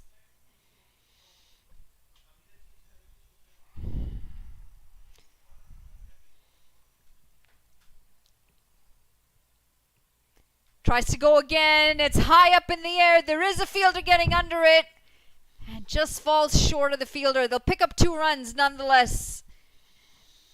Yeah, a couple more runs here for the Mustang Cricket Academy. Jamar Hamilton not timing them well. And a couple of... In fact, it's so windy that the umpire's hat has rolled away. Look at that. He can't catch the hat. And the hat goes for a long while. And in the end, now he has to be held by one of the fielders there. What a moment. We have tumbleweeds rolling in Texas. We've got umpires' hats rolling. Well, the weather has changed significantly over the last couple of minutes. The clouds have rolled in and the wind has picked up as well. So we've got 9 balls remaining, 7 of this over. Seen a second no ball from the spell of Stephen Wigg, 1 in this over. We could see Jamar Hamilton's stance as he's standing well outside the off stump, expecting Stephen Wigg to bowl that full Yorker outside off. And now we've got a pipe. We've got a... Actually, they should allow it to just roll off. It's going the right direction. It's going the right direction. We've now got a pipe rolling across. Actually, no. Yes, roll it. It's going the right direction. Look. Yeah, folks. That's a little bit of a piece of the curator's equipment. Has. 2 balls before the umpire's hat roll from square leg. Yeah, it's all part of the cricket. This one slashed into the offside. They go through for 1. And we come down to 7 balls remaining. This over's gone for 8. Although we saw no ball in this over, you've got to give credit to Stephen Wigg bowling at this stage of the game. He's only conceded 8 runs. Lots happening in this over. We saw something that resembled a reel. I think it's one of those reels that they roll the matting up or something. See, now when you use the word reel, it means something very different. I Well, had to think about what you meant when you said reel for a second. Let's get back to the cricket. Here is... Oh! Lovely shot. Flicked away nicely from the left-hander Bishnoi. And he only picks up 1. The over comes to a close. Very eventful over. And after 19, it's 184 for 4.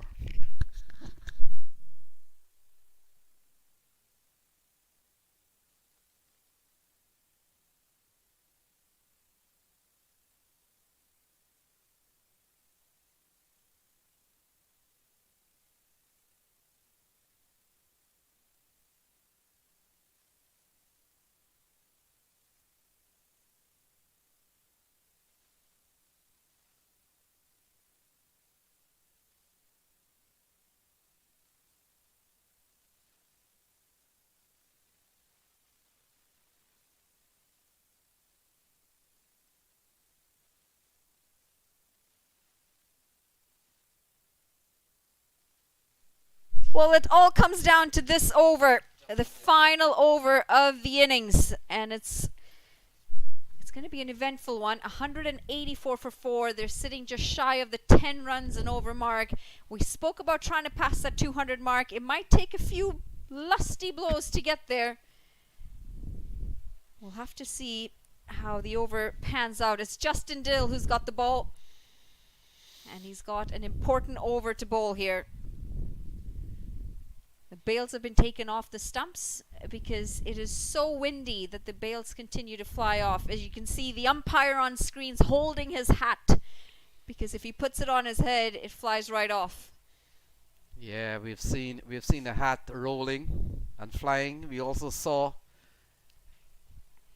the tarp drum, as we've been told,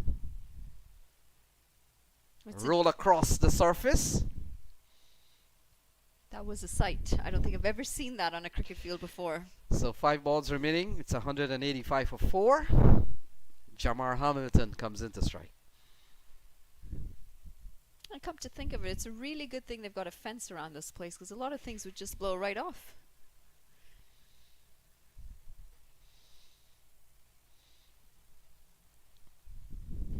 inside the line of the stumps, and the wind, you can hear it in the cameras now. It's really kicked up a notch. Makes it very difficult for both batter and bowler.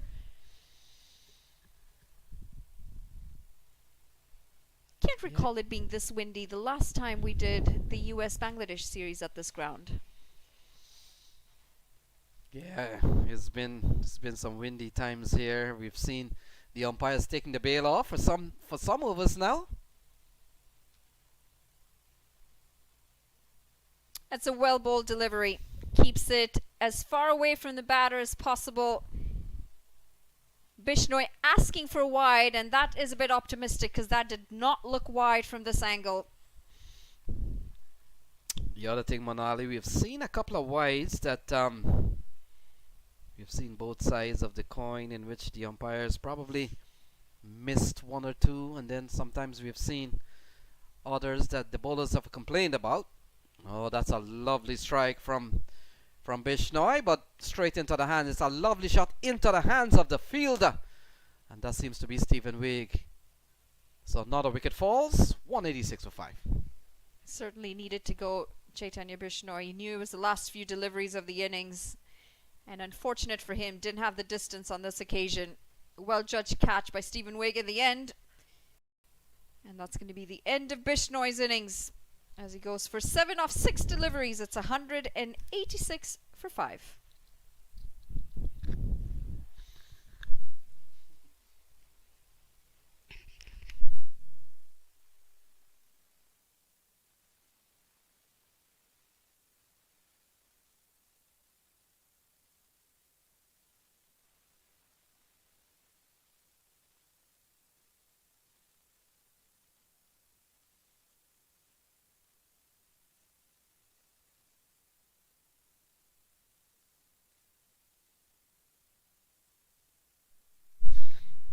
So we've got a couple of balls remaining here, Manali. 186 for 5. What about the 200 you were talking about? I'm starting to see how this is working, this partnership between you and I. You will start a conversation and then, just say the other person said it. Oh, this is picked up and might just... No, it doesn't. It falls short of the fielder. Turning out to be an excellent over here from Justin Dill. So 187, still looking for that 13 runs. Manali rang up 250s for a batsman, then predicted that this score will get to 200, then predicted Unmuk Chan will bat at his normal batting position, and all she got wrong. So this one, a play and a miss. Ball strikes the stump. I think that might be out, actually. We'll have to wait and see. Have the appeal to the umpire. Alright, so they're walking. I think somebody's been given out. It is going to be Jamar Hamilton, who was out of his crease. He had missed the ball out of his crease. And really good work from the keeper to be aware of the fact that he's out of his crease looking for a run. A good direct hit to finish the innings with a wicket. They're going to stay on 188 to round off the innings. And it's been a decent batting effort here from the Mustangs. Good opening partnership between Arjun Mahesh, 55 off 49, and Sujit Agora, 94 off 49 deliveries. Hamilton, handy with his 19 off 15 single digits through and through. However, not much was needed after the start that they'd had up at the top. They wrap up the innings with 188 for 6.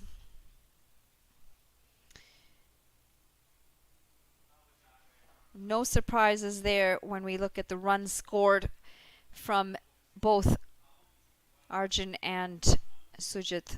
Taking a look at the bowling scorecard, Stephen Wigg picking up 2 wickets along with Husifa Ahmed. Good comeback from Ahmed after the expensive spell that he started with. Justin Dill finishing things off with a single wicket to his name as well.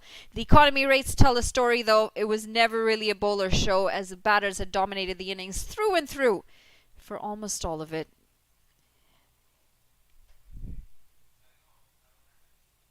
When we come back after the short break, we will have the chase for you, in which the Houston Stars are going to need 189 to win the contest. We're going to take a short break, and we'll be back momentarily.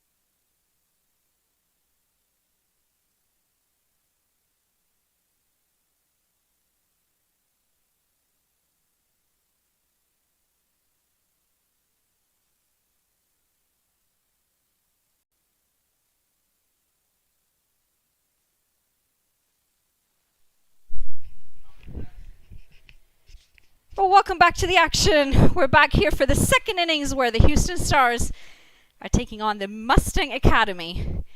We've got 188 runs on the board in the first innings, which means the Houston Stars, they need 189 to win. With Patel alongside me, who's going to be taking us through the chase. And something tells me it's going to be a very exciting game. It's been a run fest so far, and we'd expect the same to continue in the second innings. Welcome, Smith.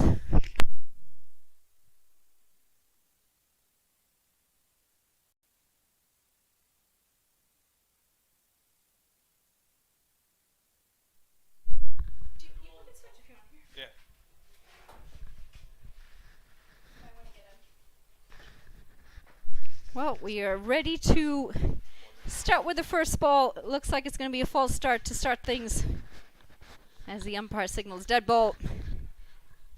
189 is what the Houston Stars need in their 20 overs to win this game.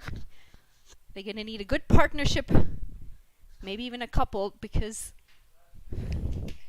the Mustang Academy's had an exceptionally good start up at the top.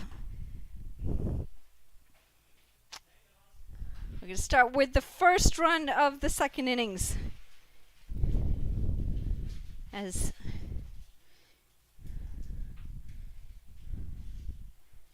we see Smith Patel get off the mark. This is going to be awfully confusing, considering there's a Smith Patel batting, and I've got a Smith Patel in the comm box with me. And I'm being told you played in the same team. Yeah, and against. Well, it was 20 years back, 19 years back, when we first met in a game where Munang was clean bowled on the first ball, and then I walked in at number 4.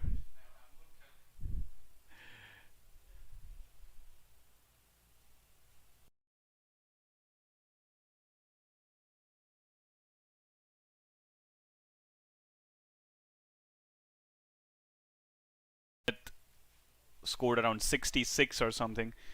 That was our first encounter, and then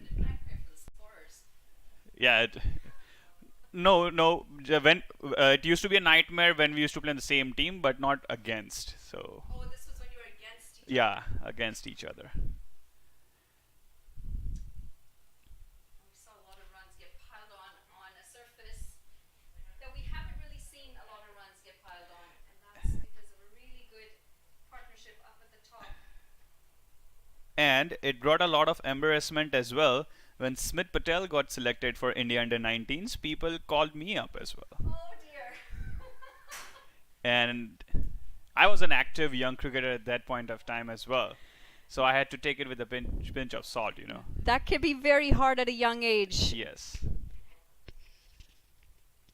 But hey, I mean, to think that you were still in the setup speaks volumes, because it's so competitive in that environment. And Smith Patel was Jasprit Bumrah's first captain in representational cricket. So much history.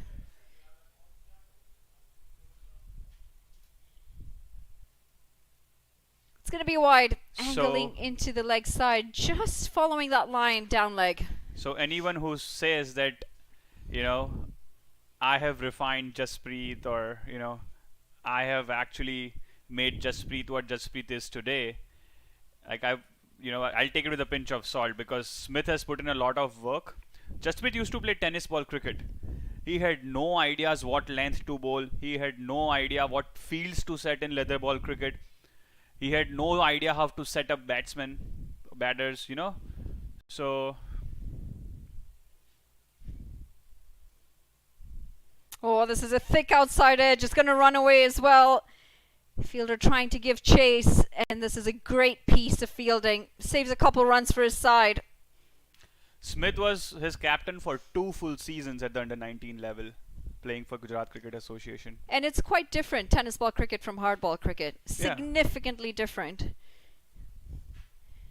As we take a look again at the outside edge, you'd consider maybe bringing in a slip. The ball is swinging a little bit. There is a lot of wind out there as well.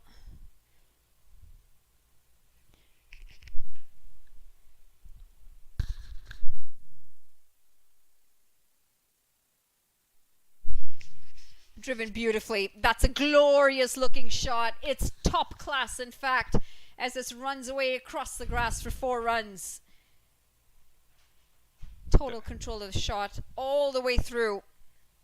That style, isn't it, for you? Sai Teja Mukamala standing tall and just flashes that towards mid-off.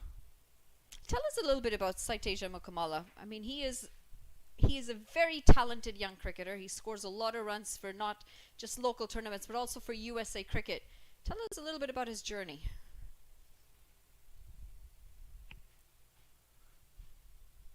He's had a very interesting journey, and his dad has also has had a very interesting journey just because of him. So right around the time when he was 16-ish, his dad decided to take the bait and move himself and Sai to Hyderabad.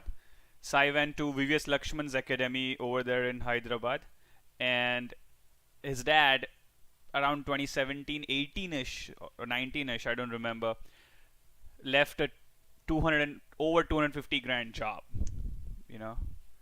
So it's just the sheer sacrifice the parents put in, you know, the support system around the cricketer puts in. That is what, you know, is the making of a cricketer as well, and that is what I think he would have observed his parents' sacrifices day in and day out, and I think that's what's made him steely. That's what's made him the character that he is currently. You know, never one to bow down out of a fight. Very intense, very intense as a batter, and not afraid to speak his mind as well. I can recall an instance where Monang Patel was mistiming. They were opening in Netherlands in a T20 game, and Monang Patel was mistiming a few, and he was not afraid to give him a piece of his mind of what he's doing wrong and what he's doing right. I believe it was his first T20I game where he scored a half century.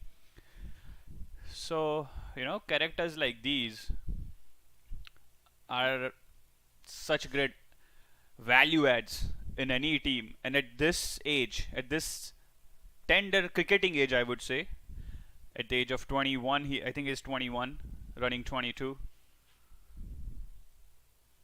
No, it speaks volumes. It speaks volumes of the sacrifice that our parents put into it, that family members put into it, and if it pays off, it's a massive success, and in this case, it certainly has. He's a very young, talented cricketer, and that's a good-looking stroke. It's going to go away for 4 more runs. Played it on the up and used the extra bounce to his advantage. It's going to go all the way for 6 runs.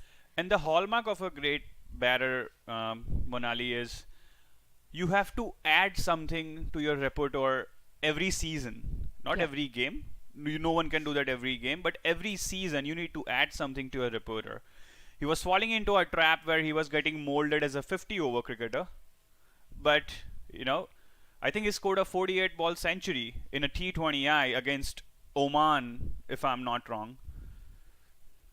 Well, that's part of being a good cricketer, part of being a good athlete. You have to stay in front of the curve because your competition's improving just as well as you are. And if you're not on top of that curve, and if you're not working on your game to get ahead of the curve, you won't be able to last that long. Yeah, and, you know, look at the pecking order that he's constantly, you know, threatened by for the lack of a better word, or he's been kept on his toes by players like, you know, Unmukh Chand, Stephen Taylor, Yeah. Shehan Jayasuriya. So many options one has as the USA selector. Speaks volumes, absolutely, of the young man's character and his abilities, and the fact that it takes a village to make an athlete. It's not something that just happens. It takes time, it takes effort, and it takes effort from a lot of people. Of course, we usually discuss the efforts of the player themselves, but we ignore the fact that it's a holistic approach, and there are a lot of people behind that one person being able to perform. And it takes a whole lot of technology as well, you know. It's a shameless plug that I've made in about our scoring partner, Crick Center, it's called. our technology partner for the Houston Open. It's called the Crick Center, which marries AI with cricket. Actually, I do want to talk to you about that, and I'm glad that you've brought it up. As this is pulled away, should just be the one run, and they will stick to the one run. So Crick Center is your creation. It's your app that you have worked on. Is that correct? Yes, I've co-founded it with 3 or 4 more people. And it is not just a simple scoring or a streaming app. It gives you a lot of cricketing intelligence, like your ball trajectory as well as ball projection. So what we are doing is we're democratizing the whole quote unquote Hawkeye experience. It's a swing and a miss, and harsh to be given a wide. Looked like it was definitely inside that line. But maybe you could explain to us what you mean by that. Yeah, so what I mean by democratizing the Hawkeye experience, quote unquote Hawkeye experience, is that people think that Hawkeye, ball trajectory, ball projection, DRS is all expensive. Well, yes, it is, and it is not as well. We are bringing that technology right into your palms, right into your hands, So any bowler, by using our ball trajectory, ball projection app, can measure their speed first of all, the degree of spin, the degree of swing. Well, a big question asked again. Umpire not interested. Finger stays down as I say, not out. The degree of spin, the degree of swing, everything can be analyzed and stored. Your key performance indicators, if you're in an academy or even while you're in a game, can be stored, looked back, and can be improved upon with your coach, with your mentor.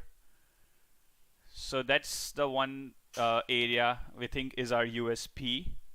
And the other is we're also helping you give curated highlights, for like example, let's say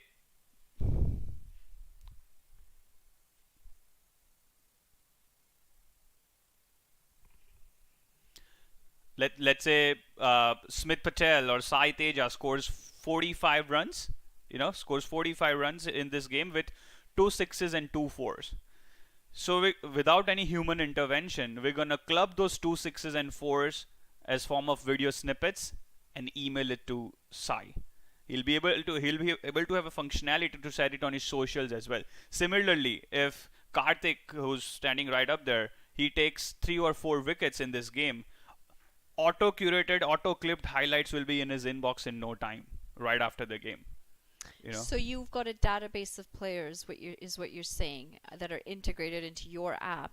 Yes. And when they enter your database, they're required to obviously give it an email address, I'm assuming. And they've either got a player number.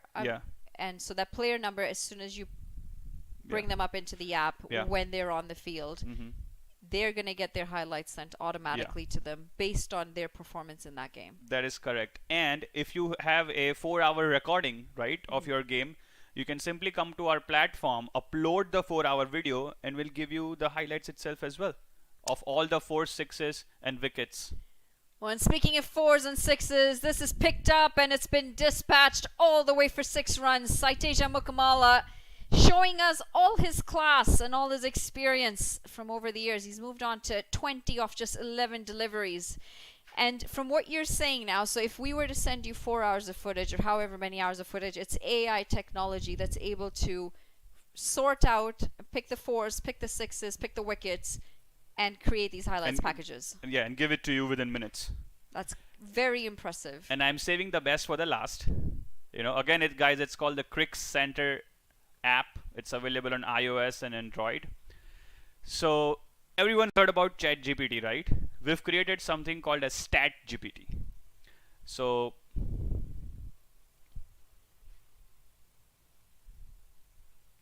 picked up again.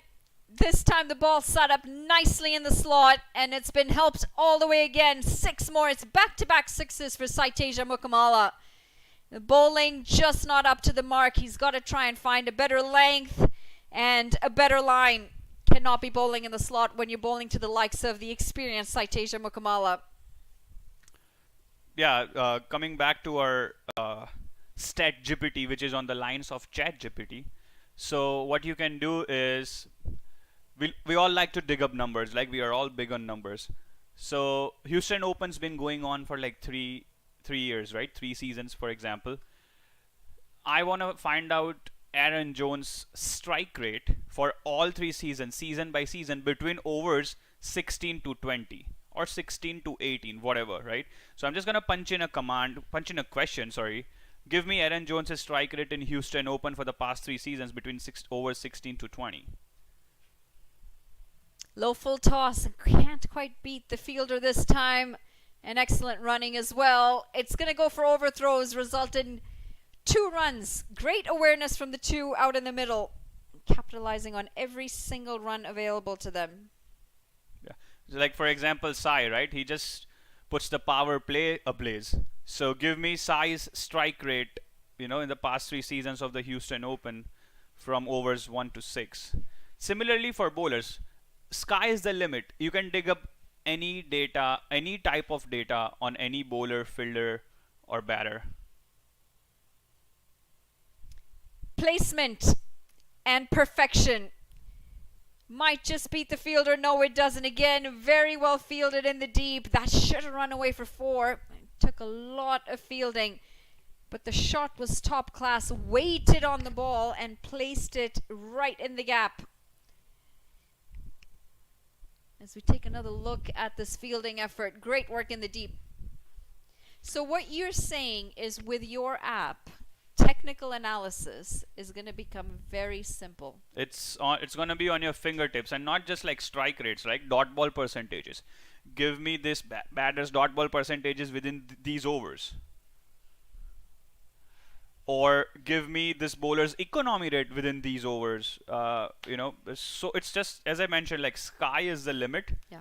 And we're also developing a beta tool where you upload your videos on our app, and the AI app instructs you what are your weaknesses while you're batting, what is something wrong that you're doing.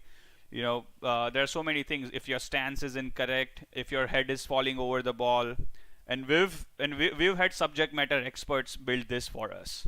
So virtual coaching, AI coaching, lofted down the ground, and it's even bigger. This time it's Smith Patel getting into the action, and what an expensive over this is. 3 sixes in it, and finally some reprieve as this over comes to an end. We talk about weight transfer, keeping that head still, and all very present in that shot from Smith Patel. Get a banana in as well to refuel. I'm quite interested in seeing your app in action, actually, because technical analysts always have to go through so much data. They've got to go through so much footage, and if you've got an app that simplifies, as you're saying it does, it's quite impressive. In fact, it could save a lot of time, and it could give you real-time data. It could give you instant information, especially when you're in the middle of a game. So very impressive. Yeah, and a lot of state cricket associations in India have started using our app. Those are our clients as well. And I would love to get more people, more youngsters, or their parents as well, start using this app. And as I said, sky is the limit with what you can do with our app. So now I've got a couple more questions. I understand the analysis part of it, and I understand the AI part of it in the sorting of information and getting the information. How does the Hawkeye and the DRS come into it? So, for example, let's take this game. How exactly could we implement the Hawkeye version that you talk about into this game? You could mount a camera on the umpire's head. We have tie-ups with GoPro. Okay. You could also mount a camera on the back where the long off is. Ideally you would want something just on the top of the head of the umpire on the boundary line with that vantage point. And the producer who's sitting right across there, he'll be able to see whatever he wants to see. He'll be able to get the ball trajectory as well as the ball projection after it thuds the pad within seconds. And so it's tracking line of the ball, tracking trajectory, tracking speed, bounce. Degree of spin, swing. That's very impressive. Yeah. That's incredibly impressive. It helps to have the cricket background in yourself as well to know what you're looking for and what you're Yeah. designing for. And we've designed, considering all the pain points that a lot of league managers are also facing. So you can also, we have a scheduler, we have a league management capability inbuilt in our app as well. So all of your scheduling needs, all of your league management needs, all of your ground scheduling needs, all those will be taken care of along with the live scoring as well. I'm very impressed, I must say, and we're obviously seeing it used here at the Houston Open 2025. We're seeing it in action as that's pulled away. A lot of bounce on offer. He's a tall man. Daron gets a lot of bounce off the surface. And this is the advantage to seeing tall spinners. You were saying? What are some of the new things in technology that you would like to, see the light of the day? Well, if from a coaching perspective and from a cricket perspective, as this is cut away, well, there are a lot of apps out there when it comes to the analysis of the game, the analysis of the player from a biomechanics standpoint. I'd love to see your technology be integrated, but sounds like you already have, because you said that there's a way for your app to be able to analyze the bowler or the batter and pinpoint, where the balance is off or what the position is at point of contact. And so while that is a pretty big one for me, being able to analyze the biomechanics and being able to, for bowlers, you want to be able to see how much time they're spending on which leg as they get through the gather and the delivery, or see the rotation of the hips, or how much time and force is coming through their shoulder. From the sounds of it, you've thought of all of that, though. Yeah.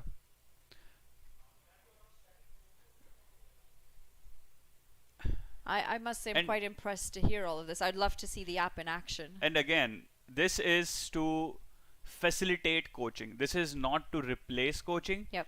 Because a classic example where I can give is Shivnine Chandrapal, right?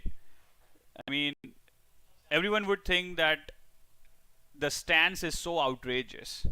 Probably the stance is outrageous, but his head position, his bat swing, are all aligned in a symmetrical fashion when the ball makes an impact.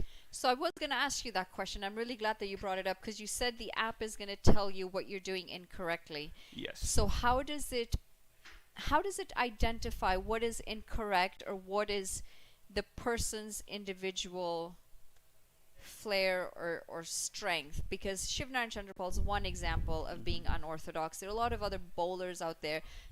Take Muralidharan, for example, or take Malinga being a slinger. How does it identify the difference between incorrect and different? Well, again, we wouldn't make anything, that caters to unorthodox people like Malinga, or a Bumrah.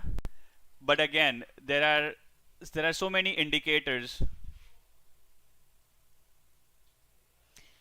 Well, turn that into a low full toss using the feet, and this is going to run away. Yes, it is going to run away for 4 runs. Excellent looking stroke again. And the runs continue to flow. Very impressive to see them not get too worried when the boundaries aren't coming, because they continue to rotate the strike, these two. And when they're able to put a bad ball away, they certainly do that. So there are so many more indicators for 99% of the people out there, right? Like your hip to toe alignment, your shoulder to hip alignment, your shoulder to toe alignment. For bowlers that I'm talking about, is taken care of in the app, and for batters as well, the point of impact, where their toe is facing, where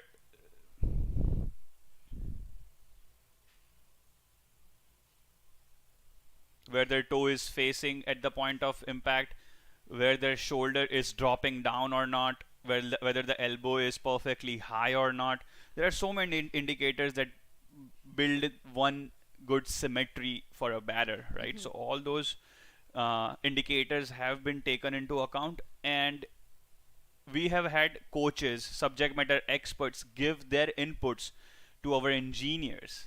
This is not our engineers' baby; it's the coach's baby. Right. Into the leg side and goes up and over the infield as well. Smith Patel, he'll help himself to a boundary. Now 2 fours in the boundary, and it's both batters getting a piece each. It's great to hear that you've gotten experts involved in it. Again, I'd love to see it in action, because it sounds very interesting, and I know AI is being used more and more in the world, and it's great to see the integration into cricket, into sport in general. Yeah.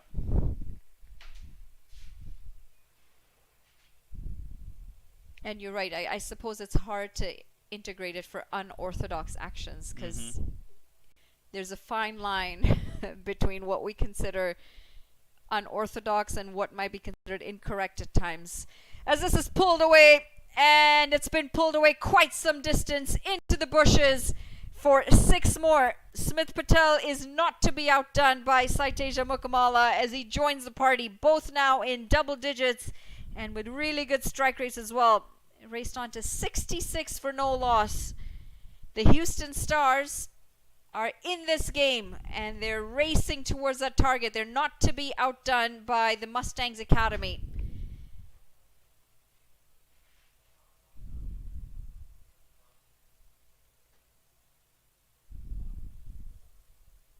I'm really thankful for you sharing all this information about your app. And again, if you could just remind everyone where they can find it for them to go and check it out. It's on the iOS. Just need to type in Crick Center, and it's on Android store as well. And is that Crick, C-R-I-C, Center? Center, S-C-E-N-T-E-R. E-R, Yeah. okay. There you have it from Smith Patel. Not the Smith Patel on your screen, but the Smith Patel in your ears. Crick Center, the new scoring app, and much more. It'd be very inaccurate to call it just a scoring app, as it seems to be an all-round tool for cricket, whether it be as a virtual coach, whether it be as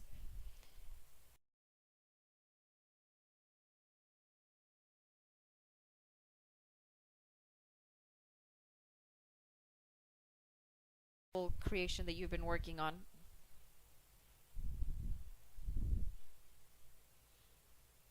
At some point you've got to give me a tutorial on it. Love to have. Up and over through the offside, and this is some very clean batting from Smith Patel. We talk about class, we talk about timing, and this shot has all of the above as it raced to 72 for no loss at the end of 5 overs. It's so heartening to see Smith Patel bat like this again. Yes, he's made an international. He started playing for USA now, but I still feel he's a bit gingery. He's not been at his best. He's not done justice to what he can do. But there's a reason behind that. It's that near fatal accident that he met in 2022 or 2023ish. 2022, I'm sorry. And since then he's lost his MLC contract. Runs have dried up as well. But I do see elements of him coming back into his element in this innings. Supremely confident. Conviction for the stroke play has always been his the hallmark of his batting, and it's so heartening to see the way he's batting right now. And was this accident here in the US? It was in the US. It was near Bensalem, Philadelphia, and at about 11 p.m. He met with an accident, and he only regained consciousness in the emergency room. Oh wow. You know what most people don't realize? We talk about this as coaches, about the impacts that your external factors in life have on you as an athlete, and we don't discuss it enough. We don't look into it enough. We'll assume we'll see a player and we'll see them out of form, and we'll just say, oh, he's out of form. But they don't understand the external factors, whether it's something like this, whether it's an accident, whether it's financial restrictions or conditions, whether it's losing a loved one. There are so many impacts that you could have on you as a player that are not related to cricket. And he had high degree of lacerations all over his arms and forehead. Such was the loss of skin on his arms that the skin had to be pulled from other areas of his body, which was then stapled together on his arms. See, that's skin grafts. He was even diagnosed with a fracture in his right wrist, a tennis elbow, concussion, and displaced discs in his neck and spine area. So it's very impressive to actually see him back in the game at all, Yeah. because that sounds like a very horrific accident that he was in. And loss of memory.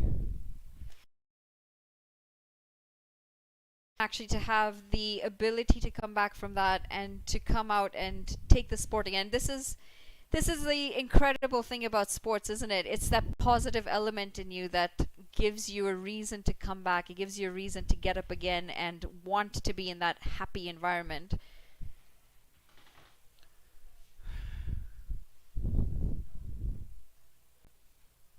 I think cricket would have certainly helped him. Cricket helps a lot of things, but sometimes a lot of things also hamper it. Yeah. Being able to balance that mindset, it's a big topic of discussion in the realm of coaching. Oftentimes when we go through our coaching courses, people come in for their level 2s and level 3s expecting they're going to learn more about the technical aspect of cricket, but they're quite surprised when they end up there and they're learning a lot about sports psychology, as this is smashed away in full psychological control. Pulled away for 4 runs. This time it's Mukamala in the action. 6 overs gone, 82 for none. Target 189, and they seem to be closing in on it pretty quickly. It's such a mental game, isn't it? When you're not batting well, when you're short on confidence, even a tail-ender looks better than you on a given day. Well, you said something very interesting yesterday, and I think you just meant it as a joke when I said, we had the conversation about what were you doing when you were 14 years old. And you said, well, I was getting my heart broken at 14. And it's funny enough that you said that. Of course, you said it as a joke, but what people don't realize is things like that also have an impact on the way you play. Because your mind is not in balance. It's not in check when it comes to the game. Your mind's somewhere else. Whether it's your grades, you could be a university student, you're looking to perform, and you've just realized that you've bombed a couple of exams because you've been too busy focusing on the game and not focusing on school. And all of these factors have such a big impact. Player management as a coach is key. And this is why we say, you might know the game, but coaching and playing are two very different elements. Yeah, and primarily I was a batter, so I can talk from the batter's point of view. So, that you're half a player, you're half a batter if you're not, if you're low on confidence. Yep. Is that true with bowlers as well? Well, I was a batter as well, but I do believe so. It's all about mental concentration, and if your mind's not in it, then you're going to have a really hard time. I think it's a little bit, and I'm more than happy to speak to a bowler about this, but I think it's a little bit more different when you're a bowler because the level of concentration you need is not as much as a batter needs, in my opinion. And the margin of failure is a lot more. Correct. And you can come back and bowl another ball. Whereas you as a batter, you get that one chance, and if you're out, you're done for the game. I mean, I'll give you my own example. We were playing against Tobago, and the morning of, my coach said, your mom's been trying to get a hold of you. And in my mind, I'm thinking something wrong's happened. Otherwise, why would she try and get a hold of me? And the entire game, my brain wasn't in it. So first ball duck, fielded like I have never fielded more horrendously in my life, but my brain just wasn't in the game. At the end of it, I get a hold of my mom. My mom says, oh, I just wanted to make sure whether you're okay or not. And in my mind, I'd made a whole big situation out of it. And your brain, all of a sudden, is not focus like that. That is what you call focus. No, it is not what you call focus. That's an excellent catch in the deep. And Mukamala, unfortunately, is going to have to walk back 44 runs off just 22 deliveries. And credit to the fielder who judged it so well, leaping up in the air. And the first wicket goes for 84 runs. Tell you what, these guys have been motoring along. It's 84 runs and it's 6.2 overs. I really thought that he got it out of the screws. Unfortunately, just held up inside that rope and very well judged in the end. It's 84 for 1 after 6.3 overs. Yeah, But I guess that's the difference between, you know, us mere mortals and someone like Virat Kohli, who had a corpse sitting, a corpse of his dad, you know, sitting. I mean, in lying in his room or lying in his house, and he was out there scoring 94. We all have different ways of managing situations. Grief, yes. And that might have been something that he managed in that way, but he could have had something else, maybe the birth of his child, whatever it is, and he would have handled it differently. So we all go through situations, and it's very situational dependent of how our bodies are going to react to that particular thing at that particular time. And believe me, form sometimes can be just related to cricket, and sometimes it could be something completely different. Or downright bad luck. Or there's bad luck, and that unfortunately is something that you just can't do. But you can prepare and prepare and prepare, and if the luck isn't your way, then, you know, you've got to go do a prayer or something. I leave that to my mom. The praying. Yeah. We all have those people in our lives, thankfully. Yeah.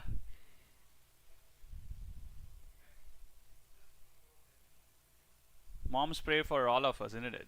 For herself, Yeah, father, kids. in my case, it's my dad, actually. Oh, okay, he's more religious. Oh, he's very religious. Super religious man. I think his blessings actually, his prayers blessed down on all of us because he spends so much time just Yeah. not only living a simple life, but, you know, being a good person and making sure that he's as devout as he can be. Cricket and spirituality is a topic for discussion for some other day. Pulled away. An excellent catch in the deep. Catches don't come much better than that. Full stretch forward, and this could spell some trouble for the Houston Stars. It's back-to-back wickets. And while we haven't even had the time to introduce John Campbell, he's going to have to walk back for a duck.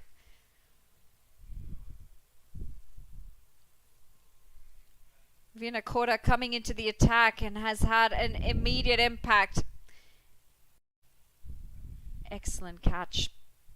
Diving forward. Ball was dying on him as well. 84 for 2 now after 6.5 overs. We have Vinakota stepping onto the field, whose name resembles that of a Panna cotta. legendary dessert. A panna cotta.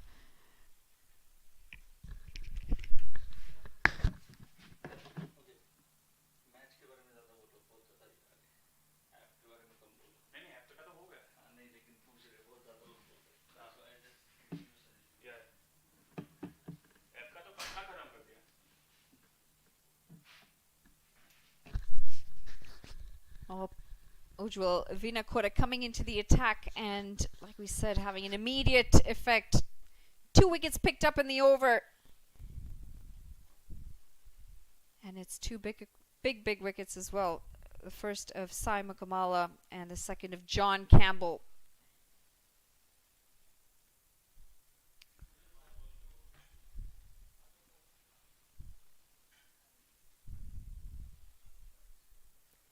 Oh dear, it's a misfield and it's going to allow for a single.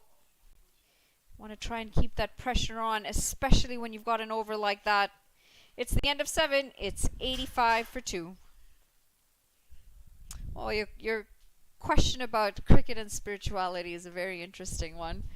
And it's certainly demographic related as well, isn't it?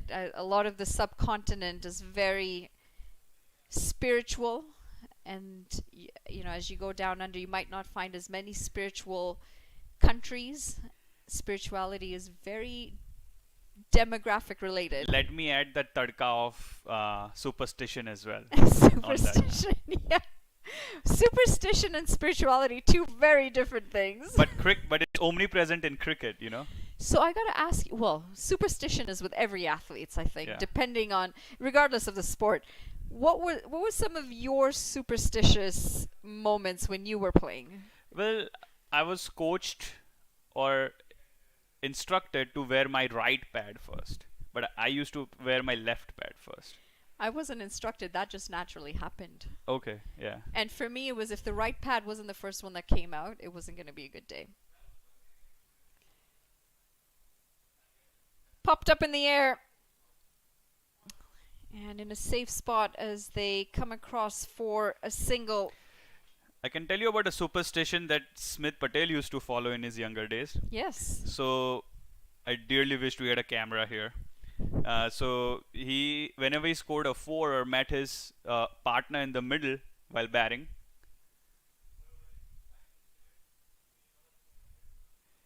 he had to do those fist pumps, and with every fist pump and with every kiss of the bats, there had to be Jai Mataji, Jai Mataji, Jai Mataji 3 times, and it was nightmare for other people who like to bat in rather more silence. That could be very lengthy too. Yeah. Very interesting. And everyone's got their own superstitions. I believe it's very normal for athletes to have these little things, whether it's your lucky sock or your lucky hat, whichever it is, there's always something there that everyone has. A little good luck charm. Cutaway not quite in the hands of the fielder as they pick up another run. The run rate's just going to take a little bit of a hit.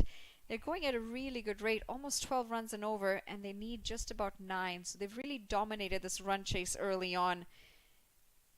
And that's when Smith's experience steps in. He's got to anchor the chase. Well, a mix of both, anchor and propel the scoring rate as well. And I believe he's got to bring in all his experience into play to ace this chase. Yeah, still plenty of runs to get. About 100 runs actually. 100 runs exactly to get from here on. A lot of turn on offer. Karthik taking that ball away quite sharply from the right-hander. So much comes into the picture, isn't it? While you're planning your chase, the wind, the right bowlers to target, the right bowlers to play out, the right overs to target as well, riding the tempo, so much that comes into the picture.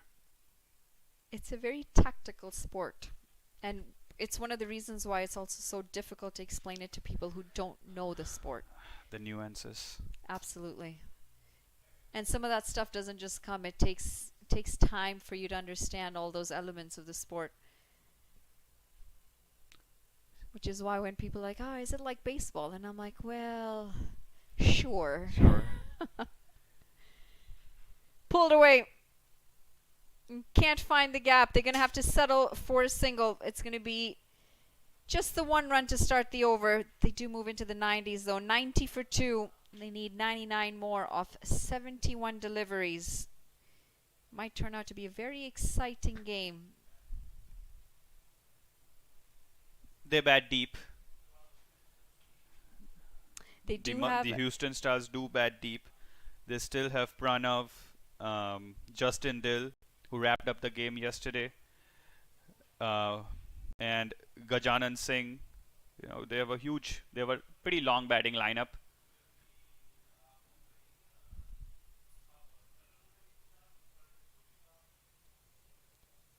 a little too straight. And that is what extended the freedom at the top of the order to Smith and Sai Well, it's really been interesting because the 3 games that we saw prior to this one on this specific ground really struggled to bat in these conditions. Apart from the first partnership in the first game between Rahul Jariwala and Nitish Kumar, everyone else is really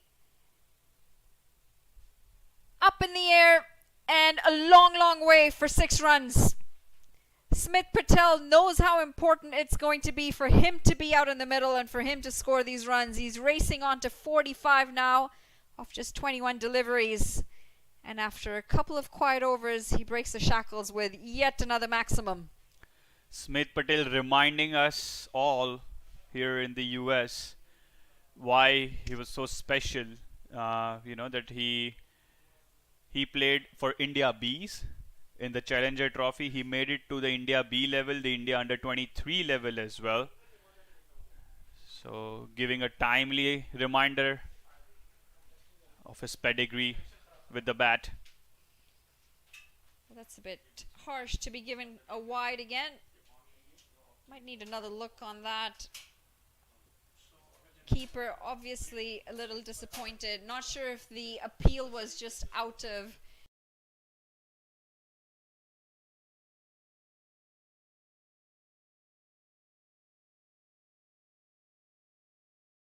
Keeper, not the bowler. They're very good at it. Hacked away. No real timing. And no, there was not a subtle dig to the intellectual levels of the bowlers. No, not at all. Just the enthusiasm levels of the wicket keepers. Or maybe it was.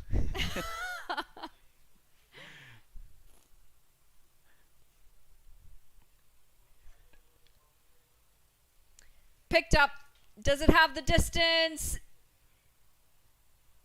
No, it doesn't. And they will scamper across. The effort very clear, the intent very clear on what they'd like to accomplish here. The 100 comes up with that as well. It's 100 for 2 with 1 delivery to come. Smith Patel now just 4 runs away from his half century.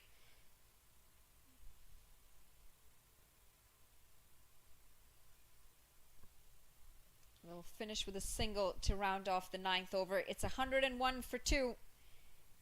And Smith Patel will keep strike for the next one. It'll be interesting to see how Shreyan encounters this particular scenario, but this particular situation that he finds himself in with a senior batter batting with a senior batter. And also what will be interesting is how the Mustangs actually deal with Shreyan as well. So it's like a catch-22. You still want that youngster in with all these people like Gajanan and Pranav and more experienced batters coming in.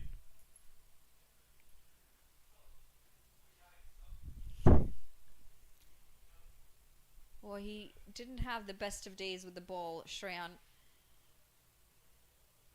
And some runs would do him a world of confidence. Very expensive in that first innings, taken apart by some really good batting. He's 7 of 5. Karthik Gattapalli trying to tie him down. Check shot in the gap. He's actually given it a bit of an error. He's trying to buy a wicket for himself. Karthik, newly drafted with the Los Angeles Knight Riders. He's a very impressive player, Karthik. He was part of the NCL 60 strikes last year, and the youngster was very impressive, and not just with the ball, but he was quite exceptional in the field as well. Took a couple of blinders in the field. An Australian citizen by birth. We didn't know that, but he was one of the only locals to have a Player of the Match award in that series. Well, soft, very, very soft dismissal. This brings out the reverse sweep, and you'll have to say that Shreyan Satish unfortunately did not execute this shot well at all. The reverse sweep straight into the hands And a very good catch in the end. Karthik, who we just spoke about, has picked up his first wicket. Knowing that there's a fielder there, that's not the right shot selection. And the Houston Stars, they seem to be digging themselves into a bit of a hole. The youngster not having the best of days. Shreyan Satish, he's going to have to walk back for 6 off 9 deliveries. It's 104 for 3 after 9.4. If you're trying to hit out of trouble, always rely to your strength. You know. And we see it so often with T20 cricket, don't we? We see them wanting to play square of the wicket, the reverses come out, and in a situation where you're still finding your feet out in the middle, it often results in wicket. I don't think the reverse sweep is Shreyan's strongest suite either. It takes innumerable amount of balls in the nets, you know, to master a stroke and then unleash it into a game. Yes. Into a high stakes game. Yep. And it was a high stakes game for a youngster like Shreyan Satish. Was trying to find his feet in franchise cricket in America. Well, this is why we get better with time. Experience teaches us more, and the fact that he is around some of the experience that he is in his squad, I'm sure that he'll be learning from what he observes. He'll be learning from some of the conversations that he has with the experienced players. Unfortunately for his side, they're now 3 down with 104 runs on the board, and that 189 still a long distance away. Smith Patel, the skipper of this side, 1 run away from bringing up his half century.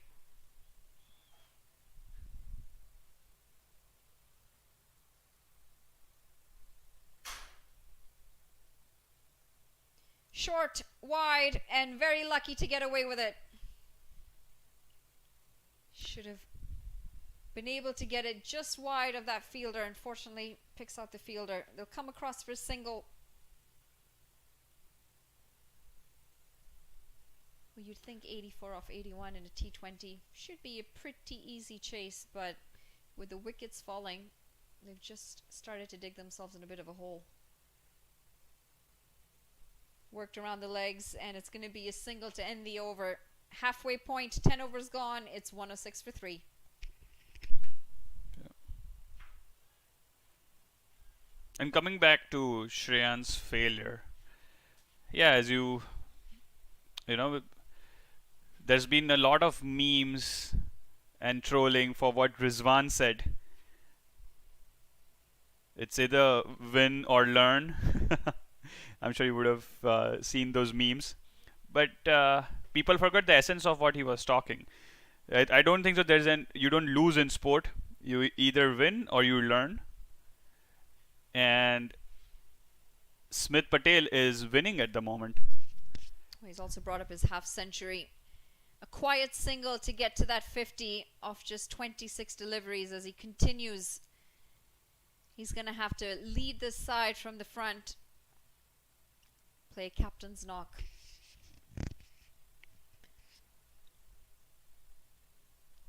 We talk about players coming in from accidents. Rishabh Pant, another one. Ooh. Another horrific accident. Lucky to be alive. And what a comeback that is. Just to give people an account of his spirit and zeal, Milind Kumar visited him a couple of days later. Milind Kumar happened to be in Delhi at that time. And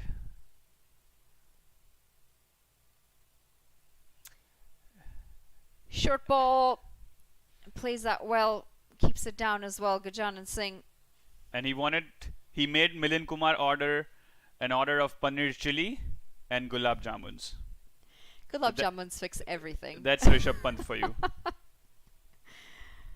You've got to hand it to me. The comeback and the time that he's taken to make a comeback has been very impressive. Not many people come back from things like that. Sometimes, like you said, you need luck on your side. Slogged. No real timing on it. But good running in the end. Not good enough as the finger's gone up. This looks like a tough call at first glance. Of course, we're not at the best of angles.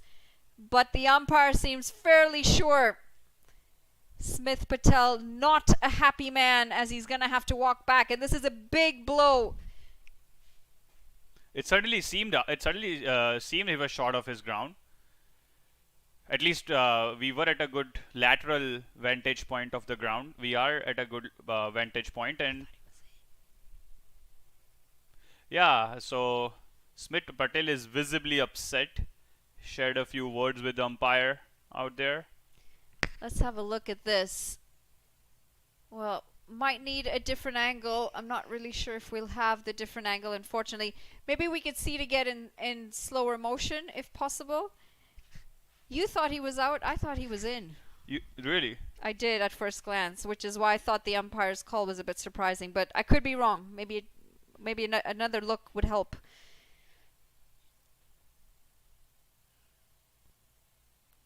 We can't get. I We can't ascertain where the bat is. We've been blinded by the bowler. But from the lateral vantage point where we look out, not using the screens, where I personally thought that he might have just been in, but We've been touch and go, yeah. regardless, he's back in the pavilion. 51 runs. A really good innings comes to an end, and with that, Houston Stars are 4 down. 109 for 4 after 10.3. And now it might just get a little bit more difficult. You've mentioned they've got a deep batting lineup. They've got a lot of experience. But when you're 4 down, you're chasing 189. You still need 80 more runs and just 57 deliveries to get there. It all boils down to those inches, isn't it? For winning or losing a particular game. Slimmest of margins, barest of margins. It's a game of margins. Yeah. Ian Smith comes to your mind with those words, barest of margins. What an absolute superstar. Have you happened to meet him? I haven't. I'm meeting people as I go along the way, and I've been lucky to meet quite a few legends so far. Would you die for a stint with him? Who's your favorite commentator? Probably Ian Bishop. Bishop. I just find him very particular with the way he goes about his commentary. And most people don't realize just how much preparation he does. There's a whole process he follows, yeah. I've been lucky enough to meet a few legends recently. Met Courtney Walsh not too long I ago. saw the picture. Went golfing with him, which I never in my imagination thought would be possible. Gentle giant. Very. What a gentleman. The humblest of people around. Confusion and safe in the end. That's going to round off the 11th over. It's 112 for 4. They're wrestling the momentum back. Are the Mustangs. It's in a spot, more than a spot of bother here now. And The Houston Stars. And this is why you need to get those runs on the board in that first innings. You compare the Manhattans, and they've kept through and through the Houston Stars. They've tried to stay in line with that, but you just start to see them fall short of the Manhattans from the Mustangs because of the wickets. The fall of the wickets have pegged that progress away from them. And there you see further confirmation by the Worms. Started very well, going at a really good rate, and then the wickets just starting to align those two Worms. Right. Perfect matchup for Gajanan Singh, left arm spinner.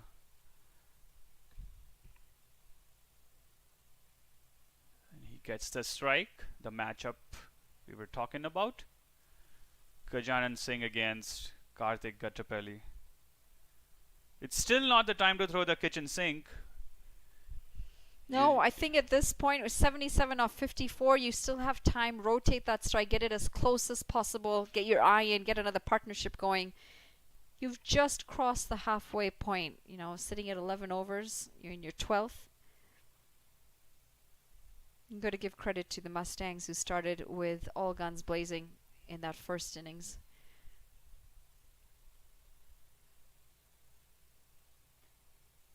It's difficult to tell the direction of the wind.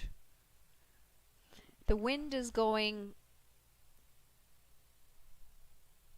down the pitch at an angle. So for the right-handed batter who's on strike right now, it's going from their left to the right, but still fairly straight. So So is it swinging away from the right-hander, so it's left to right. Leg side to offside for the right-hander.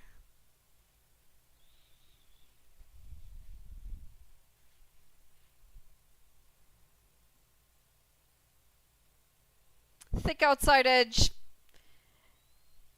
Come across for a quick single. And Justin Dill, the new man out in the middle. 3 of 3 deliveries. the wind should favor then Gajanan Singh to eye up the leg side. His dominant side. And that's exactly what he does. Heaved into the leg side. Karthik seems very unhappy with that, and I'm not quite sure why, because that definitely wasn't a catch. Very short of where the fielder actually is. Bowlers are perennially unhappy. Everything's a chance. Yeah. And nothing should ever be a run. I say that from my bowling experience. Yeah. What do you mean you couldn't get there? It was only 2 feet away from you. Oh, big shout this, and it looked absolute plum. I'm not really sure why Justin Dill seems disappointed. At first glance, that looked like it was crashing into the stumps. And this continues to hamper the momentum that the Houston Stars had. They're 5 down now, as Justin Dill's going to have to walk back. It's Karthik getting the breakthrough yet again, straightening and potentially going on to hit that middle and leg stump. Justin Dill thinking it might just be going down leg, but it looks like it's straightened just enough to take out that leg stump. He goes for 3 of 4 deliveries. It's 116 for 5 after 11.5 overs.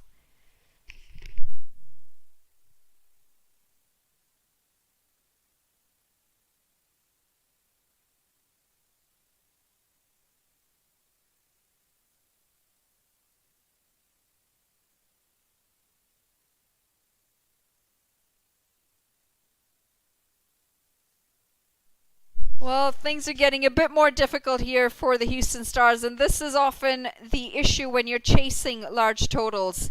You come out with scoreboard pressure, you can't afford as many mistakes because that pressure continues to build, and now with 5 wickets down, they are going to be in a considerable amount of pressure. 189 the target, they sit at 116, and half of that batting lineup is back in the pavilion.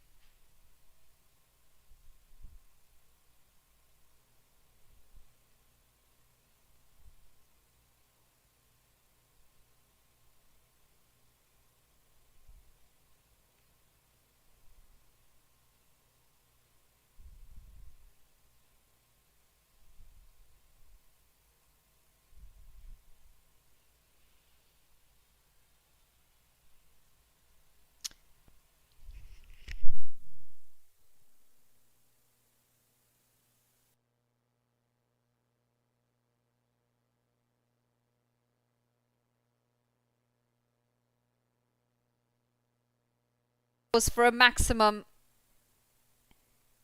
bringing pace into the attack, and it's picked up back of a length, waited on the delivery, and it's dispatched all the way for 6 runs. We spoke about pressure, we spoke about scoreboard pressure, and Gajanan Singh says, no, we're still in charge of this chase. check shot. This should be taken.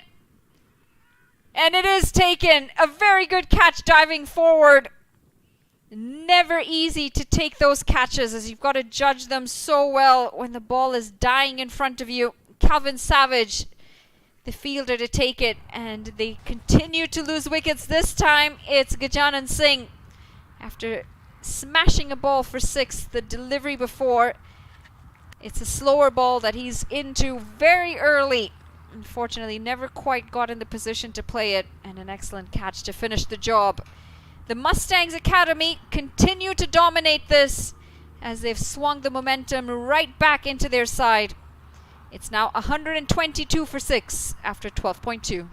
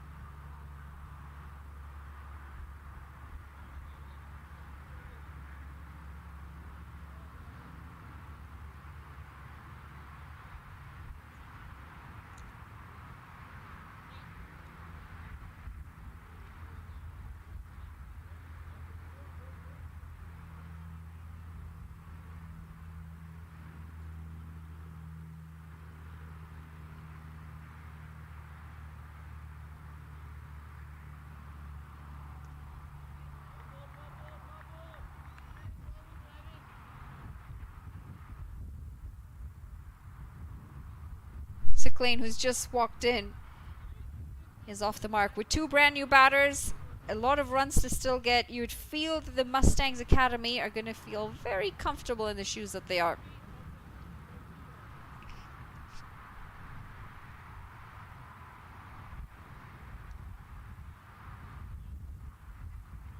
Another single picked up.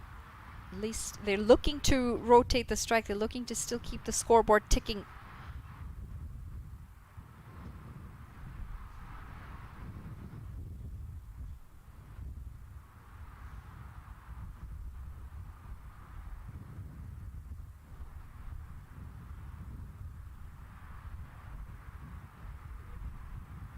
Ball coming into the left-hander. This is well played. Soft hands.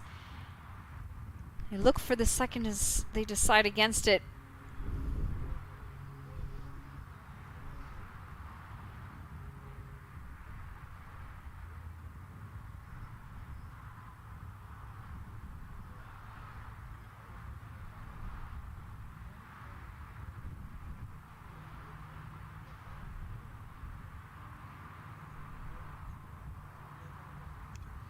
Goes for the big shot. It's one-handed and in no control of it. And yet we see another exceptional catch. The continuation of wickets here means the Houston Stars are going to lose their 7th wicket. And unfortunately, they look like they're getting further and further away from getting to this total. Another good piece of bowling, a change-up in pace.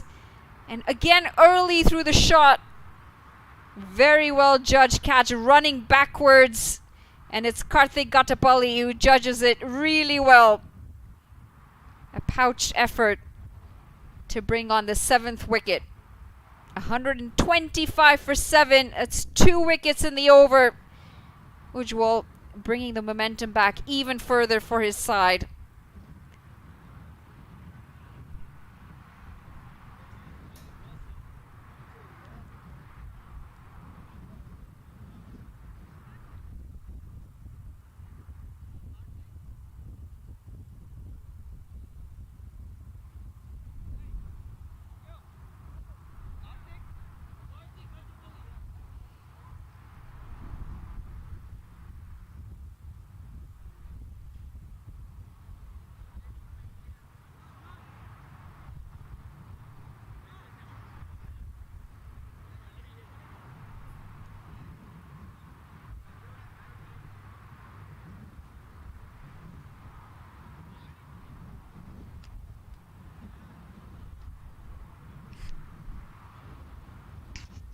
Well, it continues to be breezy out here at the Prairie View Cricket Complex. The wind is very steady, strong throughout the day, especially at this ground. It is higher in elevation compared to the ground behind us, and very open. Not a lot of trees in the area to help slow some of the breeze down. Makes it very difficult for both bowlers and batters. 13 overs into the contest, still requiring 64 runs from 42 deliveries.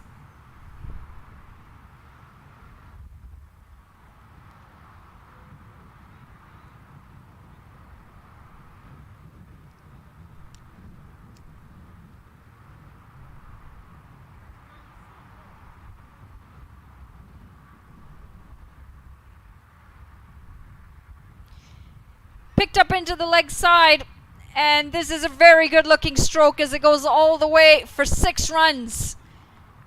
Umpire struggling to signal this with 2 hands as he's got to hold on to his hat in the wind. Down on one knee and helped along, lapped all the way. Taking on Karthik Gattapalli. This time keeping it nice and wide, and very surprised to see Seclain watch that ball through to the keeper.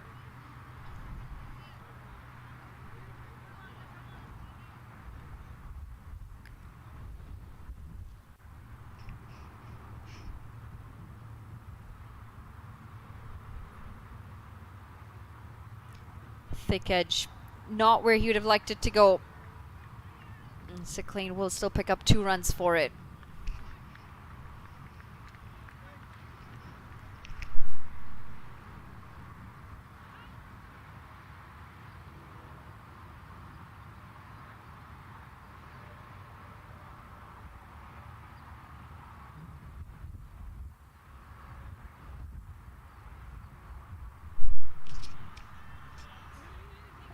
A yes, no, and a sent back. Looking to sweep the ball, just can't quite get it past the fielder.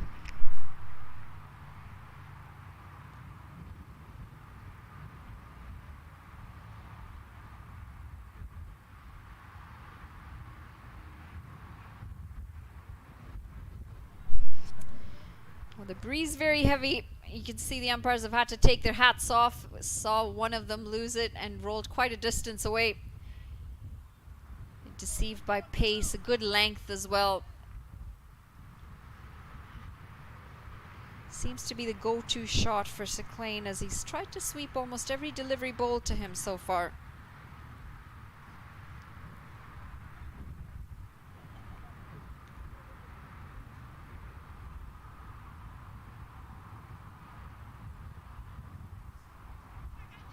This time trying to guide it backward of just past the keeper. Soft hands, no bat on that. It's going to be a dot to end the over. 14 overs gone, 133 for 7.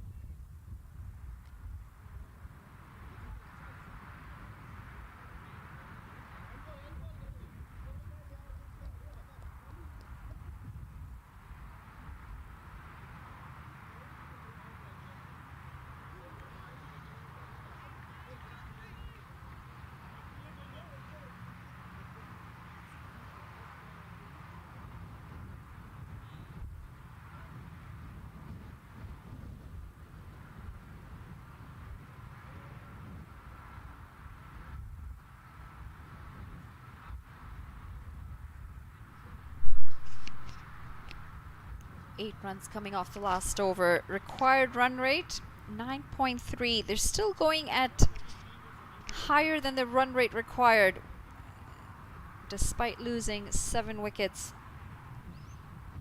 Still very much trying to keep in the chase here, the Houston Stars.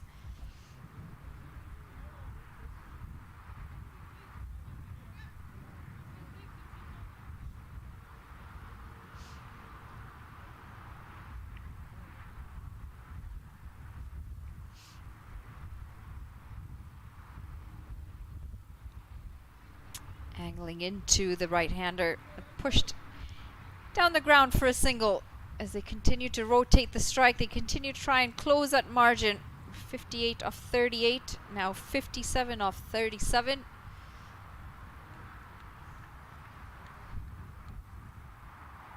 If the Houston Stars are able to chase this down from here on, it will be an emphatic win for them.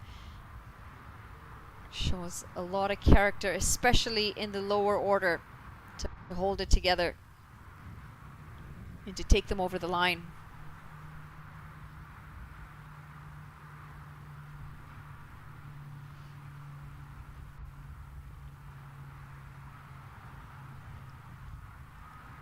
Pulled away. It's a short ball, and this is very poor fielding. Beats the fielder. It's going to go all the way for 4 runs.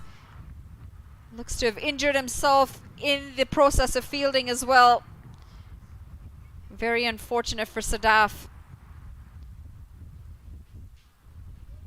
Looks like Seclane is out there on a mission to try and get his side home.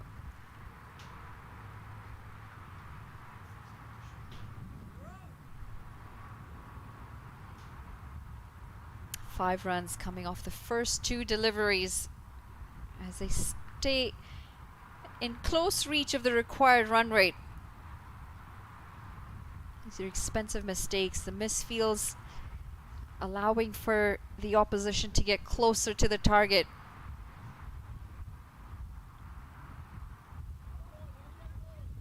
Extra bounce. Nowhere close to it. Seclane this time as that goes through to the keeper.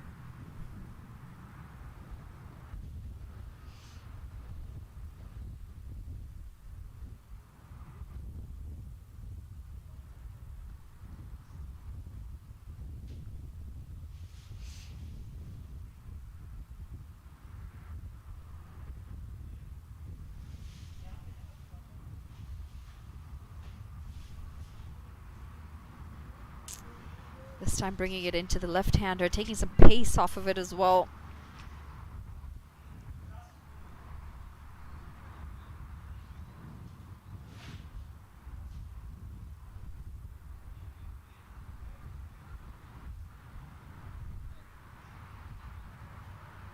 It's day 2 of the Houston Open 2025. Seen a lot of action. This is game number 4 on this ground specifically. 2 games going on simultaneously.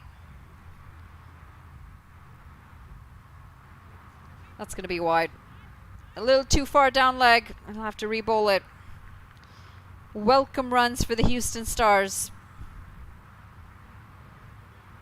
And for the first time now, that required runs under the 50-run mark as they have 49 more to get.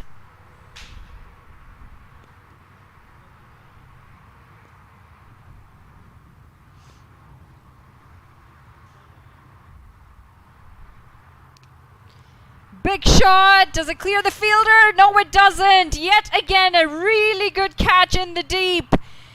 You can't blame Raj for going after this. It was in the slot to hit. Just didn't quite get the distance. Even though it was into the wind, manages to find the hands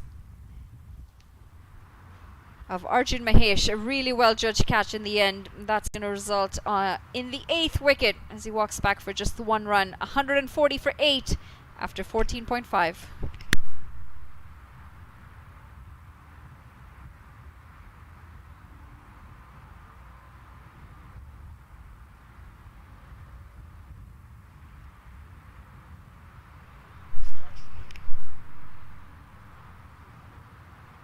Rajnana normally able to clear these boundaries. He can be a power hitter towards the end of the innings. Unfortunately, not to be this time. As his side, the Houston Stars now sit 8 wickets down, still in need of 49 more runs.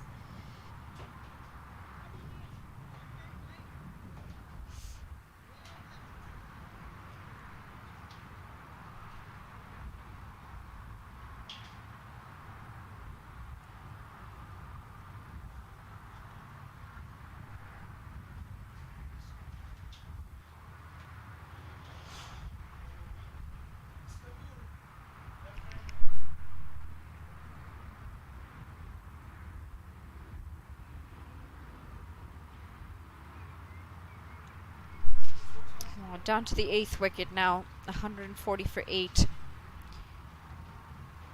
Required run rate in check with the current run rate. Unfortunately, the only thing that's not going the Houston Stars' way is the wickets column, thanks to some good bowling and some exceptional catching.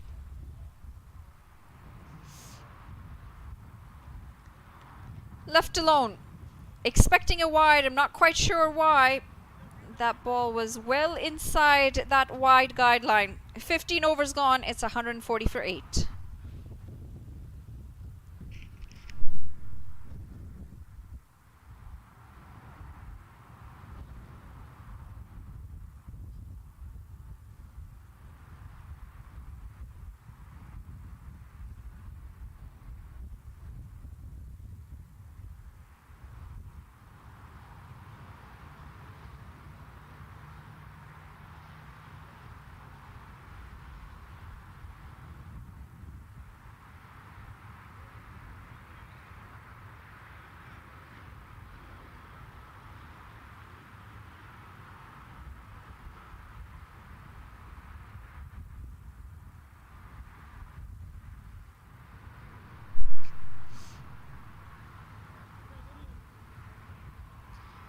Five overs to go in the contest, or 2 wickets, whichever ends up coming in first.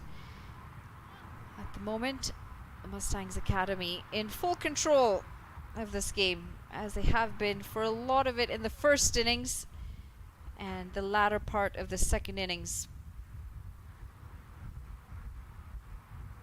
Saiteja Mukamala, the first one to fall, and unfortunately from there on the wickets have continued to proceed.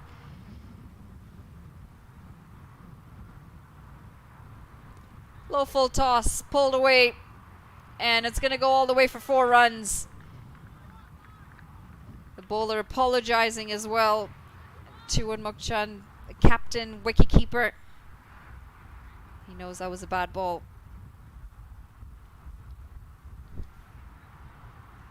He still seems to be struggling, Daron, with his hand from the fielding effort last over. Not sure if he's got a bruise, if he's got a little cut, but an instant pain after the misfield.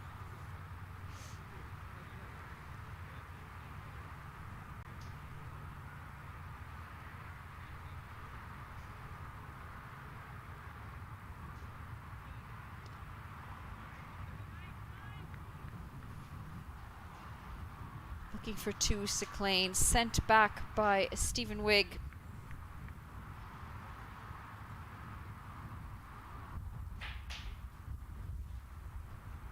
First ball to face for Stephen Wigg. Correction, second delivery to face, yet to get off the mark.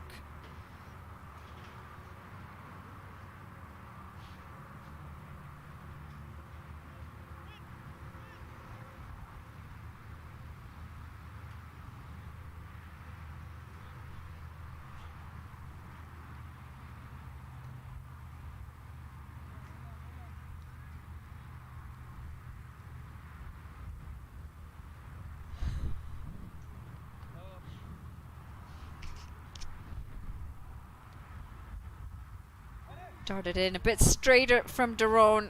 Can't field off his own bowling this time around. It allows for a quick single as they continue to get the runs on the board. 5 runs so far off the over.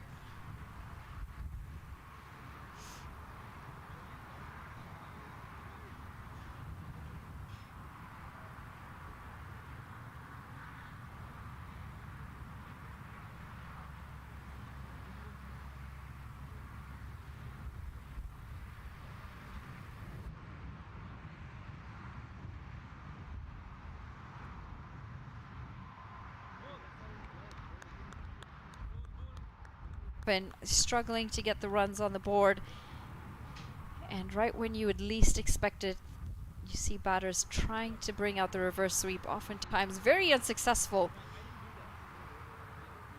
And a bit of banter and competition as Daron just pulls out of his run-up. Flighted delivery. And really good awareness from Unmuk Chan. The batter was ambling back to his crease, completely unaware of the fact that Unmuk Chan might take a shy at the stumps.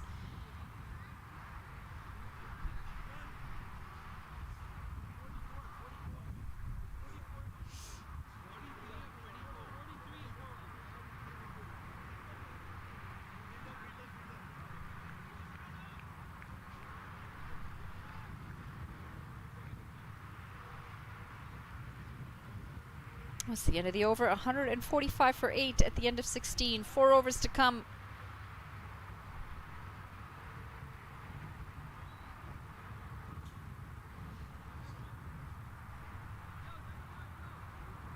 Required rate now for the first time just going higher than the current run rate, partly because of the wickets drying up the runs. Momentum switching quite a fair bit.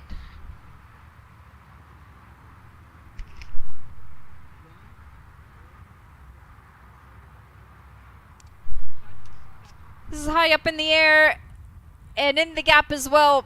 Good running to finish the 2 runs. Houston Stars still trying to keep themselves in the game, and excellent to see the intent that they've got to try and pull off a win here. McLean is a busy man as he walks down to have a quick chat with Stephen Wigg. Could be something along the lines of, maybe get me on strike, maybe just hold your nerve, we can't afford another wicket.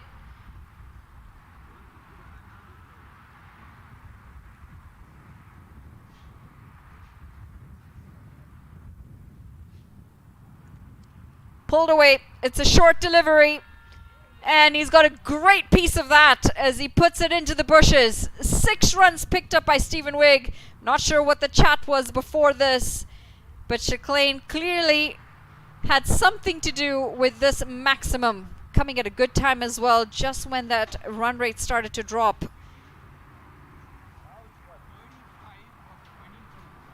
And you got to question the reason for that delivery from the bowler. Not sure why pace bowlers decide to go for the short ball when oftentimes they do get struck out of the park. Maybe thinking it's a lower order bat. Try and put some pressure on with a short ball. Stephen Wigg this time on for the challenge.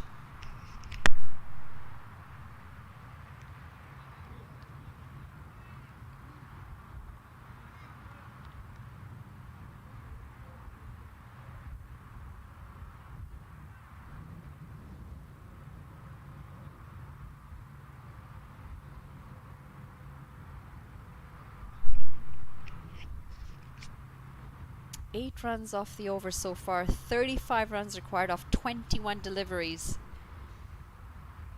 6 definitely helps that cause.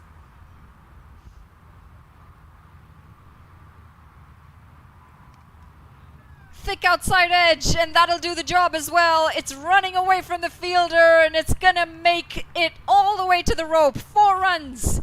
Stephen Wigg, well, sometimes fortune favors the brave, and this time it most certainly does.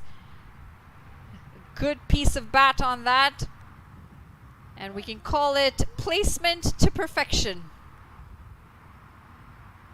Turning out to be a very expensive over.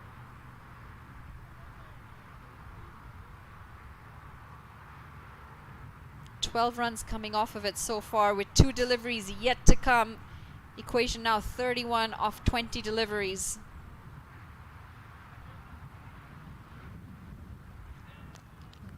This time the finger goes up. Swung a few too many times, and the edge goes straight to the wicketkeeper. Unmuk Chan holding on.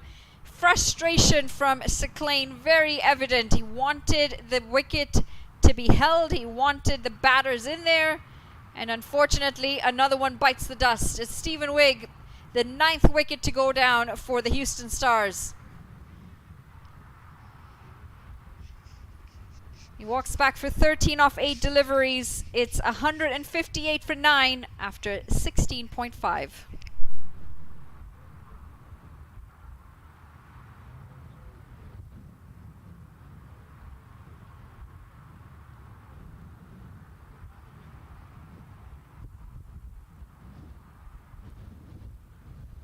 is where temperament comes in. This is where shot selection comes in.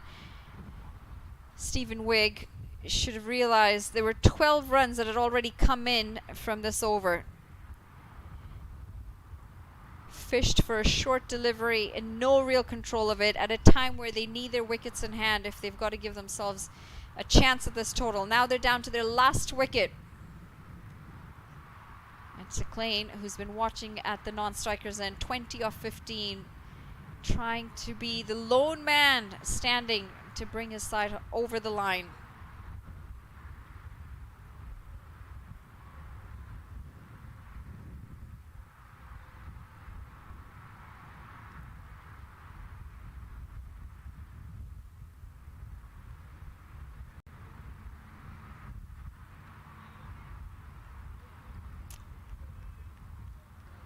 It's a swing and a miss, and it's going to be a dot to finish the over. 17 overs gone. It's 158 for 9.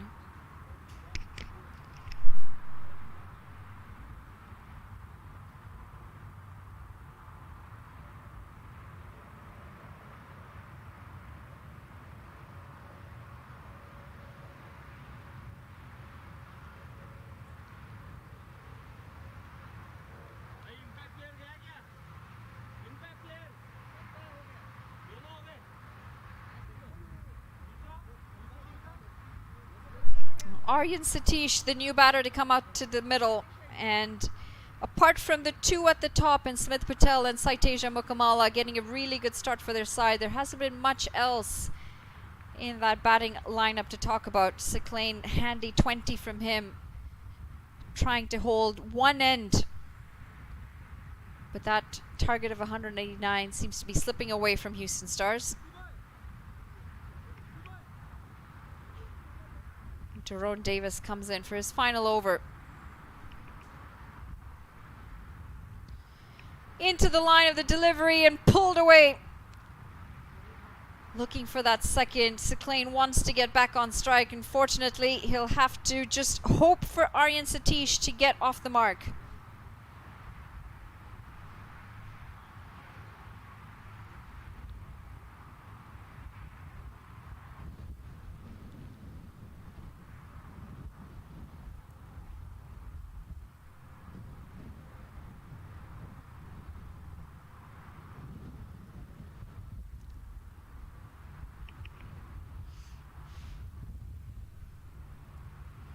This has popped up, and it's going to be a soft whistle as well. That's going to be the final wicket to fall, and the Houston Stars, unfortunately, are bowled out for 159 in 17.2 overs.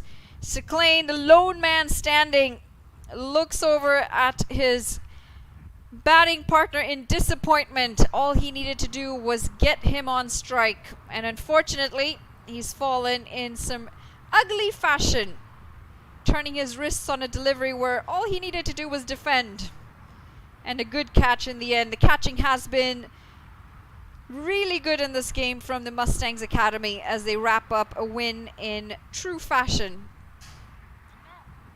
They win this contest by 29 runs. Well, not much to talk about apart from the two at the top, and Smith Patel bringing up his half century off 28 deliveries. Saiteja Mukamala 44 off 22. Gajanan Singh getting into double digits with 12 but unable to kick on. And Seclain Hyder, you got to feel for him, 21 off 16. He wanted to try and get his side over the line. Unfortunately, he ran out of batting partners. They managed just 159 as they're bowled out. Mustangs Academy, they win this contest by 29 runs, and the bowlers have had all the say in this.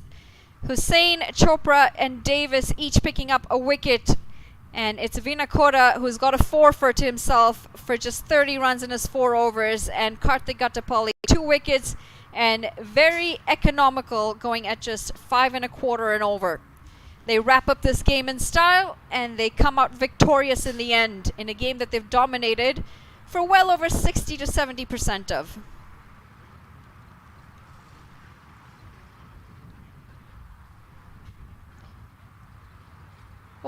Game day number 2 here at Prairie View Cricket Complex for the Houston Open 2025. We've seen a lot of action, a few disappointments, and a couple of really good chases. We're going to say goodbye for today, and we'll come right back tomorrow and bring you more action tomorrow morning. So don't go too far. That's it from us today. Have a good night, and see you later.